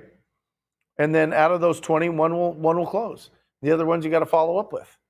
And there could be more in that 1 out of 200, but usually it's about 1 out of 200. So, I mean, the other 199 just don't need your service right now. Or they just don't need you right now. It's great, but one will. And that's really encouraging. So then it's just a numbers game. And I just knew, like, getting on the phone is a lot easier than being broke. It just is. Right? Getting up and talking to strangers is a lot easier than being broke. When that deal closes and you get that wire in and you get that check and you get to put it in your account and you see it there and it breaks your brain. I'm telling you, Joshua, with that $65,000 deal, that's brain-breaking stuff. That's like, holy cow, I can't believe it. First time that hits your account, I mean, you're just like, oh my gosh. You start thinking about money different. You start thinking about your business different. Start thinking about opportunities different, right? And so break your brain. Go out there. Be brave. It's the whole courage thing, you know? You don't have to have courage when everything's going right. You don't have to get courage if you're not scared. You have courage when you are scared, and you do it anyway, right? That's been said since, I don't know, the dawn of poetry, I suppose. But that's what it is. It's not the absence of fear. It's doing it otherwise in the face of fear. And that's really what it comes down to. Self-doubt. Self-doubt. Worried that you're not going to be able to do something right. Nathan, does the title company get paid if the seller changes their mind and doesn't want to sell 2 days before it's set to close? If so, who pays them? What happens if you've already assigned it? Typically not, Nathan. Typically they're a pay for results type of situation. And so, yeah. I mean, typically there's no cost. Some areas there are, especially smaller markets. If they're worried that it's going to fall out, they just need to make payroll, be able to support their staff. But some of the bigger companies in the bigger markets, it's not really an issue. Wholesaling Inc. Stanley. Boom. I did buy it, Matt, because of this color. I like the logo in the corner too. I was like, why does he not have a clear logo? That's so ridiculous. It's to match all the like 80s arcade stuff, right? Love it. Oh, the CEO. Let's go. Brenner, novation contracts the only way to wholesale a house to someone that needs a loan. Yes, typically. Yeah.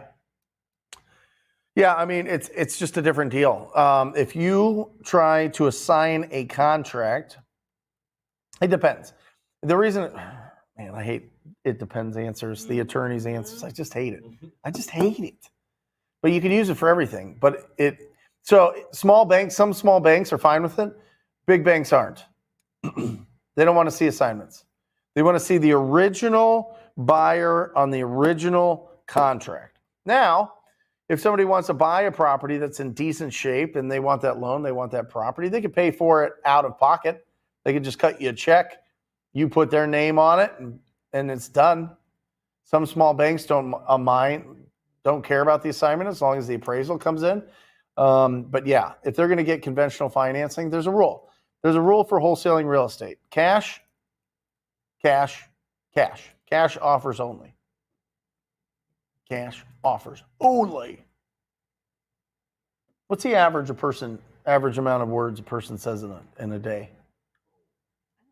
10,000? Is it difference between men and women? Yeah. Significant difference? Yeah. Interesting. Love to know that. Because I think I'm going bananas today. InvestQuest 17.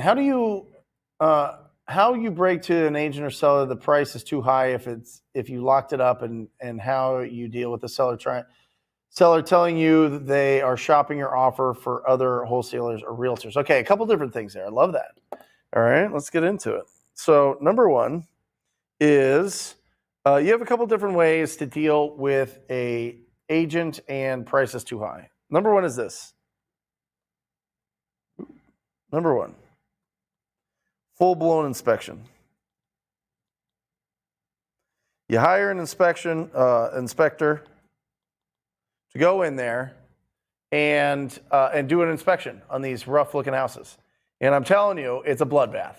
And you drop it on there and you go, listen, this is more work than we thought it was. We thought that we knew what was going on. That's why we asked for the inspection period, but I need to get it this big of a decrease in price. Full-blown inspection. So that's one way. Number two, just say, hey, I need to cancel the deal. And they go, what happened? What's going on? We did our numbers wrong. It doesn't make sense. There's more repairs than we thought. Whatever, right? And usually, listen, I think InvestQuest _17. And when you went into that deal, you might think, oh, this is pretty tight. This is a tight deal, but maybe I'll be able to get it done. If it's ever a tight deal, you need to start seasoning the seller immediately and the agent immediately that you are probably going to ask for a price reduction. Right? So really, if it's a tight deal, start the conversation early. Okay? And that's, but also, without a doubt, do not get a price reduction. Do not get a price reduction without already having a guaranteed buyer.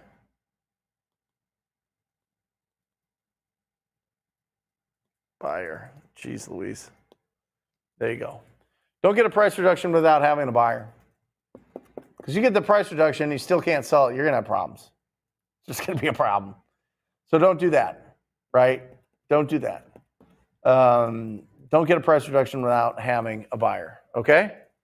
Really, really, really, really critical. So that's how you start that. Second part of that is, how do you deal with a seller that are shopping your offer? Well, a couple different things. Advanced agreements. Advanced agreements.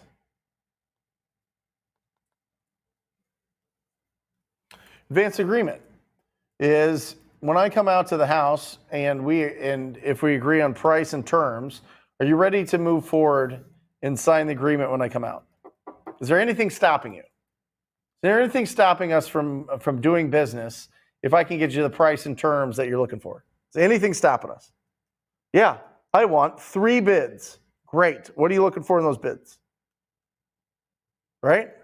What are you looking for? At least when you ask the question, you can pull out the objections to moving forward, which is really important because then you know how to respond to that seller and you're not getting blindsided. So advanced agreements pulls out the objections, okay? Now, if they're dead set on getting 2 or 3 different bids, then you just got to find out why. What's going on there? So if I gave you the perfect offer, you're not willing to take it. You need 2 other offers, even though you're going to go with my offer. Yes. Well, why don't you just go with my offer? Well, I need to know that I'm getting the most for it. Well, how much do you want for it? What do you feel is the most for this property? I don't know. I want to be in the open market. Okay, so is that the only thing that's determining it? If I'm not the highest, but you trust me to get it closed, are you telling me you're going to take a different offer? Right? You guys following this? Because you got to find out what is most important to them.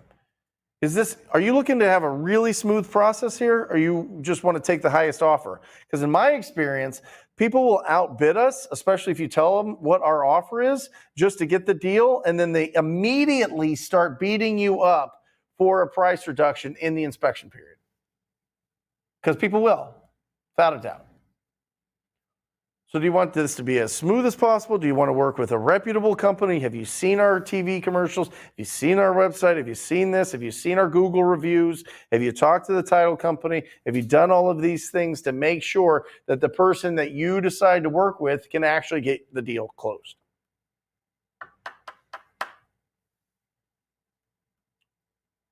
And then if they don't, sometimes they still just want to shop it. It's crazy, but that's fine. You know what I mean? I think that Ryan Thornton, my acquisition manager, best in the country, he just he pulls out all sorts of different things in that conversation.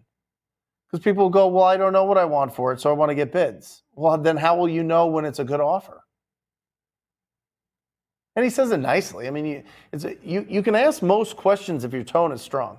Jeremiah Denning, welcome. Thank you for being on here and being brave, putting in a question. I've got a property under contract and a cash buyer lined up. Is opening escrow with title company next? Yes. Open up immediately. Immediately. And then, listen to me. Listen, Jeremiah. $5,000 non-refundable earnest deposit. $5,000 non-refundable earnest deposit. That's what your cash buyer has to come in come to the table with if they're going to do business with you. $5,000 non-refundable earnest deposit. That's what's going to keep them in there and make sure that they are committed. They're committed. Okay. Guys, coming up, Jerry Norton. Is he in? Oh, Jerry's already here. Guys, listen, we're talking flipping genius. We're talking well on his way to 1 million subscribers, teaching everybody about real estate. It's Jerry Norton, the flipping genius, my man, my friend, and co-contributor to the Wholesale Hotline podcast. Jerry Norton, all the way from Puerto Rico. Puerto Rico. He's flipping, I don't know, motels, hotels. He's developing. He's fighting against Odysseus on a daily battle. because they're trying to just swallow up the island of Puerto Rico. He's still doing it with a smile on his face. He's still doing it with 10 children. He's still doing it with his wonderful wife that's there to be his rock. Jerry Norton, where you at, bud? Boom. Here I am, hey, Brett. Hey, brother, how are you? Good, man. How are you? I am 3 hours in of a 5.5 hour live today, bud. How's your energy levels? You tell me. I feel good. Yeah. This is good. For a bit. You look great. The bright lights. I get to lean on this thing every once in a while. I get to pound the table. I get to ring the bell. And life doesn't get better, bro. You giving away some good nuggets today? Trying. Yeah. I think that 2024 is going to be a really exciting time to be a wholesaler. I think it's a really exciting time to find some really unique opportunities, whether they are to wholesale some creative deals or sub-2 deals or just traditional run-of-the-mill cash offer deals, right? So we broke all those down on how to approach all these offers. And I've been, really inspired by you. I got my Inman subscription and have been following a lot of the real estate news that's out there. But I really wanted to get your perspective. I don't think there's anybody in the country or just outside the country in a territory that knows more about what to expect in the real estate market in 2024 when it comes to wholesaling flipping. So what do you think? What do you think, Jerry? Yeah, well, I think it's an important question. I mean, it is and it isn't, because when you know how to play the game, it really doesn't matter if it goes up or down or sideways. Like, sure. Like I think for you, you're it's not like you're going to sit the sidelines. I'm not going to sit the sidelines. So I think the first thing, like right now, is this is the conversation, right? Like I'm seeing on YouTube and the news outlets and social media, all this, like the market's going to crash because it's like the perfect timing. Everybody's thinking about next year. So, all those headlines get all the million views and it's the same every year. Like every year there's another crash that's about to happen. And it's just kind of, to me, it's just, why do we do that? And why are people so interested in maybe the sky is falling kind of mindset? I don't know, but yeah, here we are. Right. And that's kind of the conversation, but I really don't see a market crash for sure. And I really don't see a decline in the market in 2024. I think we'll see kind of flat market and probably a little bit of an increase, maybe 3, 4, 5% increase next year.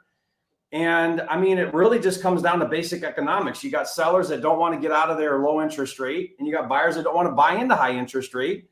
So we just don't have very much inventory. I mean, it's just bottom line, no inventory. Prices aren't really coming down. There's just not a lot really to go for. So I think that's just going to play out a lot in 2024.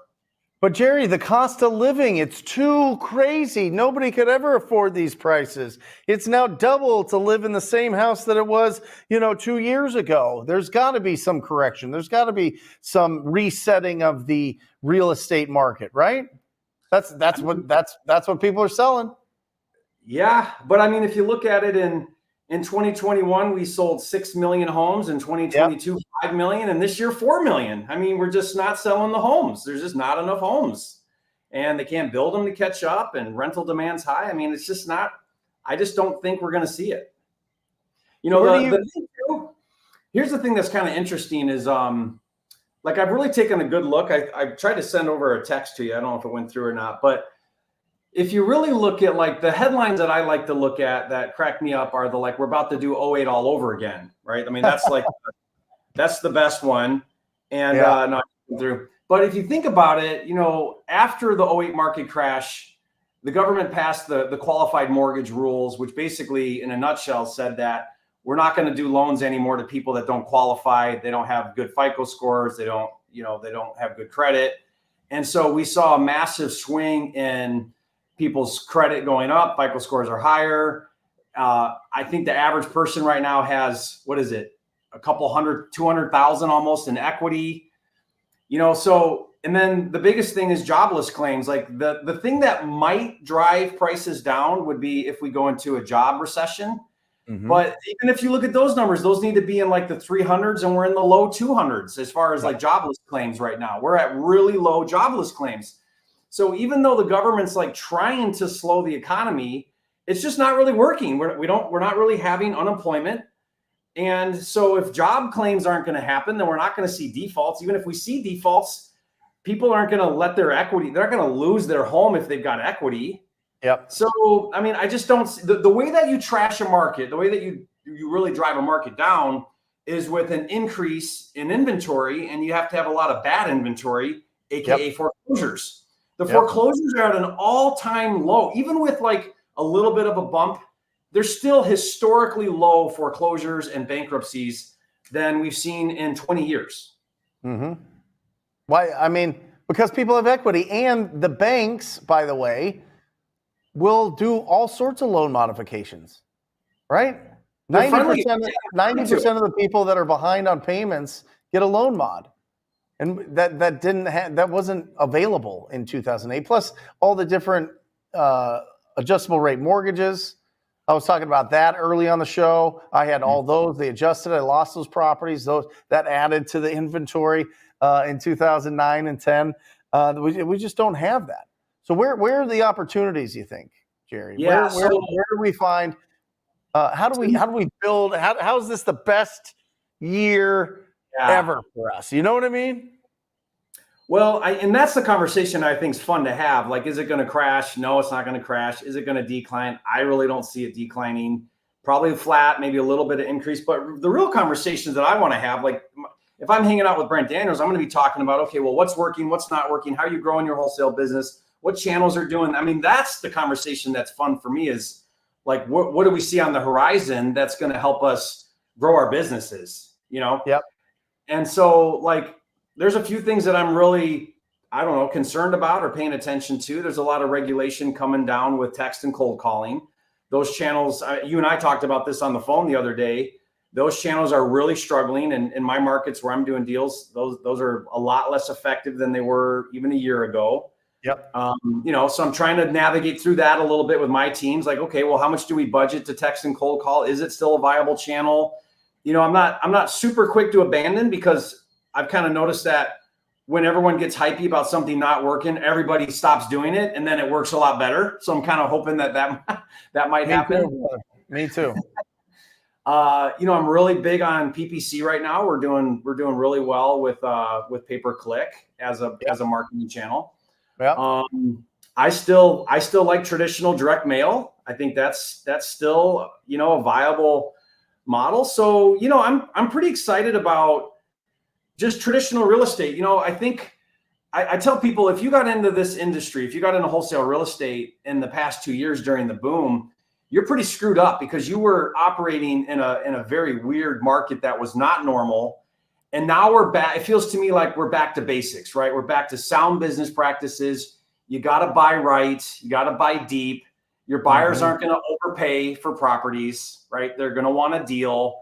Yeah. This is where I mean, like, this is fun for me because I know how to operate in a normal environment like this. The last thing was like nobody knew anything, and it was just like, okay, well, hey, it's worth way more than when I bought it a minute ago. Okay, great, let's make some more money. And you know what was happening too was people who should have gone out of business weren't going out of business because if they just sat on something for 6 months, they sold it and made money, even though they bought wrong and they over renovated or under renovated or whatever they did. They screwed everything up and still made money.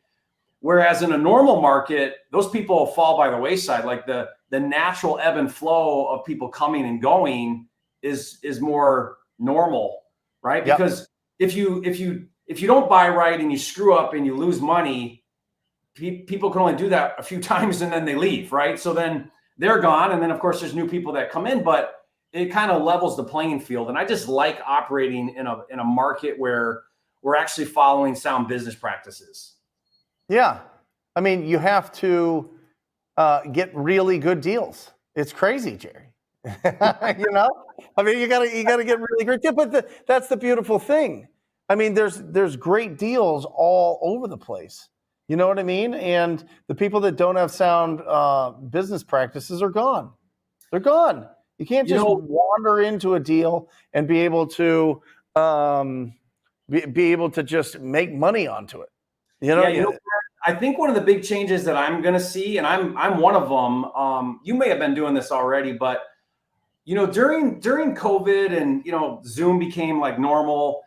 We saw this massive transfer with I like to call them mega wholesalers, but you know, the $1 million producers.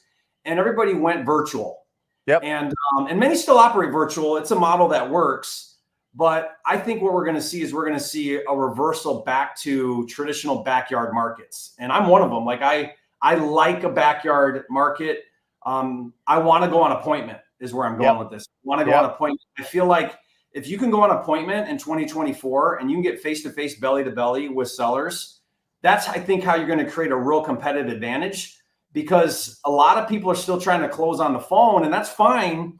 But man, if I can get on appointment, I'm going to beat out those phone closers every single time, because I can create a much better connection and relationship with that seller. Well, and I found it's a 20 to 30% difference, virtual versus in person, for sure.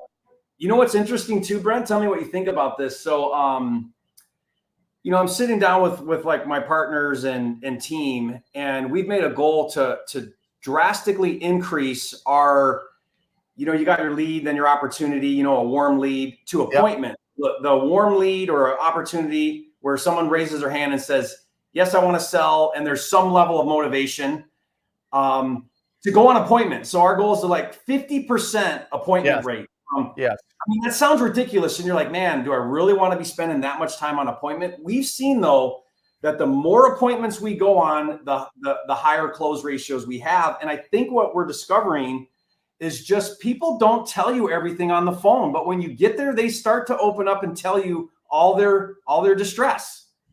Well, so I started doing TV, right, Jerry, this year. And I totally agree with you. I totally agree with you. Focusing backyard, going on appointments, doing all this thing. And I was thinking about it, like, I can't imagine like doing a virtual appointment with a plumber or with a electrician or with, you know what I mean? Like, oh, no. You walk around with your phone and show me what's going on with your electric, and we'll get it fixed for you. We'll send somebody out at some point to get it fixed for you, type of thing. And I know it's it's not like but it's a service business. What we're providing is a service business, and getting in front of people is critical. And so really, you know, and this is really a Joe Homebuyer thing, is that go on every appointment, go on all of them. We've been going on more appointments, Jerry, and it is remarkable. People are dropping $60,000, $80,000, $100,000 on their prices on not destroyed houses. Mm-hmm. Not all the time destroyed. You know, because I always thought, you know, listen, if it's a rough house, get on that appointment. I don't care. Get in front of them. They're going to have to sell it at a discount at some point or fix it up themselves. They'll never fix it up themselves. Get in front of them, right?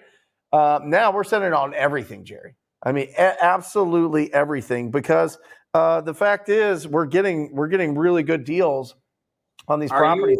Are you, Brent, looking at, you know, like they have to meet a certain number of the motivations, you know, or is it just, if they're open to sell and there's some level of distress, let's go on appointment?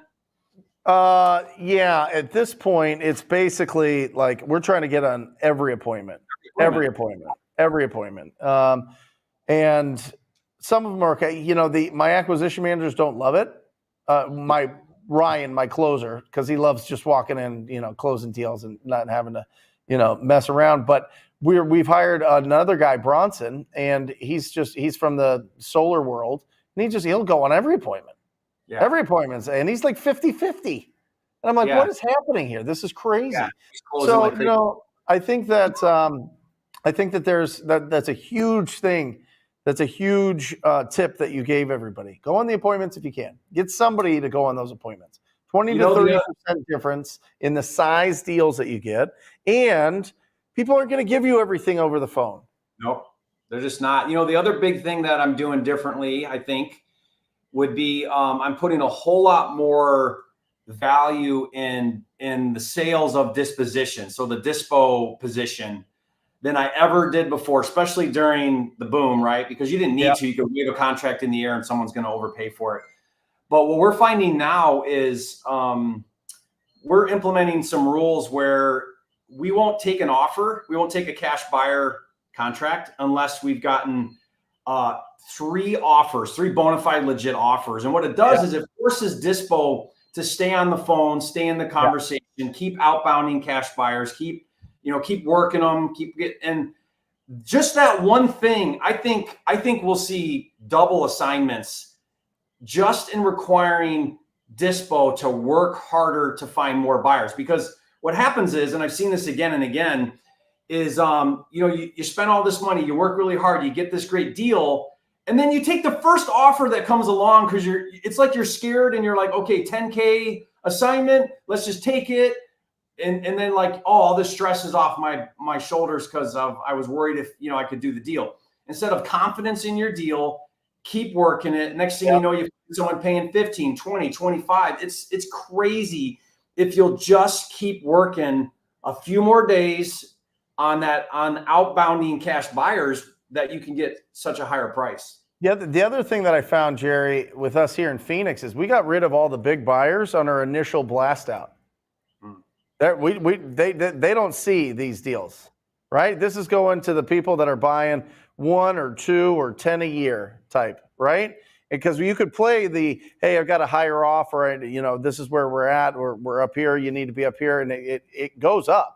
I mean, we're getting 5,000 to 10,000 more on every single deal doing it that way. But the guys that we have these long relationships with, that are the type that are just like, hey, I'll buy it, give it to me. The real forceful, who I'm talking about. We'll go to them if for some reason we can't sell it the way that to our big list.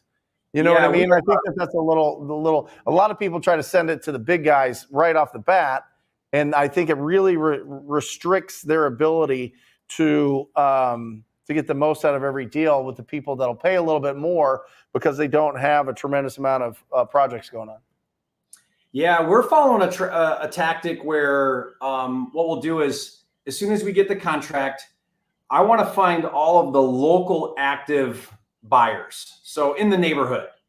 So we'll use tools like Investor Lift. We'll even do this straight on Zillow and Redfin, where we're looking at, okay, well, who's selling flips in the neighborhood recently? And then we reach out to those buyers and we say, hey, I see that you've just flipped a house, 2 streets over. We got this deal. Maybe you're interested. And then what we'll tell them is we'll say, look, we're just calling some people that are active in this neighborhood today. Tomorrow, 24 hours from today, we're going to blast this out to our entire buyers list. We're giving you VIP buyer. We're giving you first look at this. And so if you're interested at all, you better take a look right now and give me your best price. So we don't give them a price. We say, give me your best price. And then I'll say something like, we're probably going to sell this today. So if you're interested, you need to take a look at this right now. And this is an outbound. We're outbounding the local active cash buyers in like the past couple months right in the neighborhood. Because what I've noticed, and I'm one of them, is flippers love to do deals in the same neighborhoods where they've previously done deals. For sure. They all do, because they know the neighborhood, the contractors, right? So it's a massive win, and they'll even overpay a little bit usually if they can be in the same neighborhoods. So you're calling them right off of what? Zillow, Realtor.com? So we'll do them we'll get them on Investor Lift. So we subscribe to Investor Lift because he's got a couple features that'll let you see what's going on right in your neighborhood. Yeah. And then we'll contact them. But even if you don't have that, because Investor Lift's pretty expensive, I mean, it's an amazing tool, but it's really designed for, wholesalers that are probably doing, 5+ a month, 5 deals or more, because it's pretty expensive. But you can do the same thing, a really toned down version. If you just go on Zillow, what I do is I look at 3 things. I look at solds that were flips. It's easy to identify, right? They're renovated, vacant, staged. Actives, they might be looking for their next deal. They're up for sale right now. So actives, renovated, vacant, staged, easy to identify, highest price homes. And then we'll also contact the lowest sold cash sales, or I don't know if they're cash necessarily, but the lowest sold homes, because those are probably investors that bought that. And right now they're renovating it to then sell. So we'll contact. So there's 3 ways of finding them. And then we just look like right in the same neighborhood for that type of a cash buyer. Now, If I do it that way on like Zillow or Redfin or whatever, I won't skip trace and try to find the buyer. I'll go directly to the listing agent that represented that flipper. For sure. And sometimes it's the same person. Yeah, sometimes it is, or sometimes it's the same agent that represented when they bought it. But that agent has a relationship with the flipper, and you don't have to pay them. They'll gladly refer your deal to their flipper, because that means it's another listing they're going to get on the back end once it's fixed up. So they're bringing value to their flipper when they do that. So I found that if I get about 12 to 15 of those, usually I can find a really good buyer out of that. And then you're just making sure you're getting 3 offers per deal. Yeah. Yep. So that's where a sales guy in Dispo, I think, is maybe more valuable than sales and acquisitions because for sure. Because, you know, those cash buyers, they're savvy. They want to beat you up. They want to negotiate. Like, you need good sales skills on Dispo. Yeah, you know, Jeremy, my Dispo guy has like ice water in his veins. You know what I mean? Nothing gets him from here. You know, he's just right there all the time, and he's not rude. He's not trying to promise anything and get people to do anything they don't want to do and make decisions on properties he doesn't think would be a good fit for him. He's just like, hey, let me just tell you what's going on. We have this. We have these people that are offering. Just give me your highest and best, and I'll let you know. Yeah, you know, with Dispo, you like cash buyers are going to be like, oh, well, you know, it needs too much in work, or all the comps aren't, and then you got to be able to stand on your own 2 feet and be like, well, hold on a second, you know what I mean? Like, no, that's not true, you know? Yeah, because they will try to push you around. Yeah. Oh, well, yeah, that lot. Oh, wow. It's just, you know, it's really thin and, you know, you can't really do much with that. And you're like, okay, it's the same lot that everybody has in this neighborhood. So I think it'll work out. Yeah. Awesome. Jerry, what else? Give us some final thoughts here on how we can be successful. What do you think? What do you think needs to be done so that we can make this the best year? Yeah. I mean, sound business practices. I think, I think you, more than anything, the biggest thing I hope everybody's feeling is like, you know, this is something that I remember I had you come over to the house one time and we did a video together, and you told me something that I'll never forget. You said the deal of a lifetime comes around once a week. Yep. And I'm not sure who you stole that from. I stole it from you. Now, Brent, I did give you credit twice for that. Dolph DeRoos. Oh yeah, that's right. But he's got a deal of a decade. What is it? Comes around once a week. That's what Dolph DeRoos said. Yeah. He's been in the studio. He's a great guy. Yeah. Yeah. And what I took away from that when you said that, that was first I heard that. Because it just rang true for me, is that when you're in the game and you're not on the sidelines, but you're in the game, you just get luckier and luckier. And it's just that putting in that consistent effort, you're just going to get luckier and luckier, and you're going to get these amazing deals. And people say all the time, oh, how'd you get that lucky deal? And it's like, well, I just am consistent every single day, and that just happens. So people need to realize, like, the name of the game with a wholesale business is just that consistency. You know, like, if you just can make those offers, just get on the phones and get in front of sellers and put those offers out there, and you can just be consistent. I've never seen somebody not do well that was really good at just being consistent. You know, track your numbers, make sure you're understanding where you're at, pay attention to your metrics, right? But and be really careful about your marketing channels. Like, you want to understand, what's my cost per contract, what's my cost per lead, and, you know, like, how am I progressing through my funnel.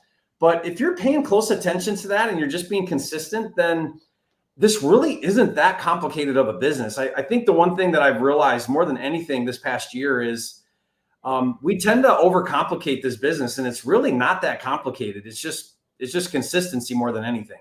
That's it. It'll work if you do. It'll work if you do. I mean, that's what it all comes down to. Listen, we're deal finders. We're not deal creators. The more people you talk to, the more opportunities you're going to find, and the more offers you make, the more deals you're going to do. I mean, this is Jerry Norton 101 from, I don't know, 7 years ago, 6 years ago. Make a bunch of offers. Make a bunch of offers. Send in blind offers, send in whatever. Just make offers to property owners every single day. If you look at Jerry Norton's YouTube channel, every time, Jerry, you make a video about here's how you make 5 offers without talking to anybody. Here's how you make 10 offers a day. Here's how you get at least 3 deals every single month. It all comes down to making offers. Yeah. That's it. Yeah. It's funny how, like, I call it the stars align, which means, like, your offer comes at the right time, the seller's motivated at the right time, and just kind of everything comes together. And that's basically when a great deal happens, right? Is when all the stars align, timing, everything's perfect. Well, if you think about it, if you do 5 offers a day, 25 a week, 100 a month, once or twice out of those 100 offers, the stars are going to align and you're going to get a great deal. That's it. So then like, just take everything out of it and just put the offers out. It doesn't even matter if they're crazy low. It doesn't matter. Especially if you're targeting, listen, there's 143 million properties. 6 to 10% of those properties are going to be in distress at all times. So that's what we focus on. And then you go down to your market, you focus on the 6 to 10 that have some sort of distress, and you make offers on those properties and you get deals. Tough business. Yeah. The toughest part about our business is shiny objects. The toughest part of our business is getting unfocused. The toughest part of our business is when it gets boring, and then we start getting creative, and then that's when we make all the mistakes. But if you just have conversations, make offers, you win. You know, the other thing, Brent, that I'll be talking, I think, more and more about is and I can talk with you about this because I know you align with me on this mindset, this philosophy. I get a lot of heat for doing it, but I think I'm going to be a much stronger advocate in 2024 against buying and holding real estate. Of course, bro. I kind of just let it go because I know there's some benefit to it, and you know there's a place for it. But I'm just seeing too many new or newer investors holding assets way too soon, buying into this lie that somehow that cash flow is going to be, you know, it's going to create financial freedom in the near future. It's not. Nope. And I think it's causing a lot more harm. I think that's why the entire, you know, motivation class of tired landlord exists, because all these people buy into this false illusion that if they hold assets, somehow they're going to build wealth. And it's just not true for a long time. And I think I'm going to be more of an advocate about that. There is nothing better than a wholesale real estate business. No other business in the world can compare to a wholesale real estate business. Flipping can't, buying can, nothing can. With a short cash conversion cycle, literally self-fund your own growth, literally get started with such a small barrier to entry, small marketing budget to then start a business and create the kind of income. I mean, if you think about it, Brent, 3 deals a month at $14,000 on average is a $500,000 a year take to the bank income. Where else can you do that? You cannot do that. You would have to own hundreds of rentals to take that same money. Look at this. Can you put on my iPad? This is literally my business, Jerry. Look at this. Right here. Look at the profit and counting. Second line up. 527, 248 profit and counting. Got another 6 weeks to close. That'll probably be closer to 600,000 by the end of the year. I work 5 hours in this business a week. Yeah, you know what I'm saying? There you go. Okay. I mean, look at that. That's everything. I'm open kimono right now. I'm so vulnerable right now to everybody. Right? Text me that because I'm fascinated with your stats. I love the numbers in this business. When you get a second. Yeah. So put it guys, are you kidding me? Put that back up. Are you guys kidding me? Yeah. Show me somebody's portfolio that is doing this. Show me somebody's portfolio that hasn't been building their portfolio for 20 freaking years. Like, come on. This is insane. Listen, I'm telling you, there's nothing like a wholesaling business. And listen, I don't work weekends. I don't think, I'm not thinking about plumbing issues and landlord issues and all these other issues. I'm going to use this as a cash machine to set up a hard money bank and lend money and ride off into the sunset. That's it. And I can't for the life of me, Jerry, understand anybody that buys real estate that's not in a highly appreciating area. You know what I mean? How about that? How about buying a property in an area that doesn't appreciate ever? There's no upside to it. All the costs go through that property. You'll find this really funny, Brent. So one of my partners, he got this creative deal, and for a creative deal, it was amazing. It was like a 2.2 interest rate fixed, low entry fee, high cash flow. And he's like, Jerry, we should keep this one. We should keep this one. I'm like, absolutely not. We can wholesale it we wholesaled it. This was like a couple weeks ago for $25,000. And I said to him, what's the what do you think the cash flow is monthly? And he's like, oh, it's like $1,000 a month. And I said, one wholesale deal, you would have to own 25 of those We're one wholesale deal a month. Mm-hmm. Why in the world would we do that? And he's like, okay, you're right. And we wholesaled it. Like, yeah. No, we are not keeping that. I'm telling you, unless you're buying properties and paying them off and buying them cash, I can understand some of those in really good school districts.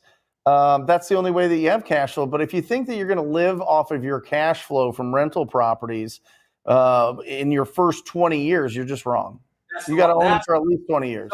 So that's the part that I have a real fundamental problem with, is this idea that your cash flow, when your cash flow exceeds your living expenses, you're financially free, which is just not true, because every dime in cash flow that property makes has to go back into the property at some point. Mm-hmm. And so you cannot bank that money ever, or for a long time. So, there's a time and a place, obviously. Unless free and clear. Yeah. But I mean, there's a time and a place for holding assets, but it's mostly for tax benefit, and that's it. So all these new people who don't have a tax liability that are holding assets, it's not the right time. You gotta build your ATM, right? Make your money printing machine, and then worry about your tax problem. Yep, I have this right here. We just went over it. Right here, the 5 steps here. The discovery, that's when you first are enlightened. You're like, oh my gosh, you could do wholesale deals. And then the second is getting the proof of concept. You close your first one. Third, you start firing your boss. You can do this full time. Fourth, you start firing yourself from the roles. And 5, now you can buy the best deals. But you've got your ATM machine right here. You know what I mean? If you think about it, in the beginning of your real estate journey, your priority is income, it's lifestyle, it's what you just outlined right there. It's not tax liability yet, and it's definitely not building wealth. You're not, it's just not developmentally time. No. So, get to the fundamentals and build a wholesale business, and you will never, I've never met someone who built a $1 million wholesale business that regretted doing that and said, oh man, I wish I did something differently. Oh, I wish I would have, I wish I would have gotten to development. I wish I would have held properties instead of wholesaling them. That's it. Jerry, you're the best. Thank you for being on here. We've got 165 people joining us. We're 3 hours and 38 minutes into this, and you just made it so much better. So thank you so much. I'm excited to see you next time, and we'll make sure to bring you on the show as often as we can sneak you in, as often as your schedule allows, I should say. Anytime. Thanks, Jerry. See you guys. See you, buddy. Jerry Norton, everybody. You just heard it. Really interesting. Really, really interesting. I totally agree with him. I've owned rental properties. I own rental properties. And nothing's like this machine. Nothing's like the wholesaling machine. I just showed you everything. Open kimono. No problem. Showed you the exact numbers of my business. I don't care. People that are doing more, doing millions or hundreds of millions or whatever. What's their net? What's their net? What are they putting into it? What's their net? Interesting, right? That's how you pay for a really nice lifestyle.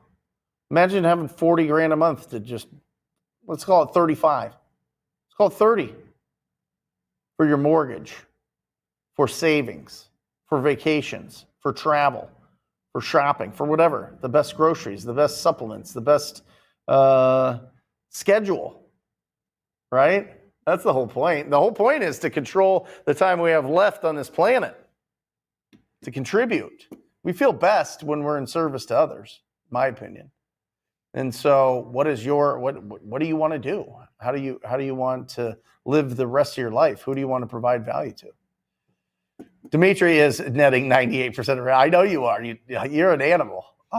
Listen, you're my hero. That's absolutely incredible. Dimitri is keeping all that money. I love it. Absolutely.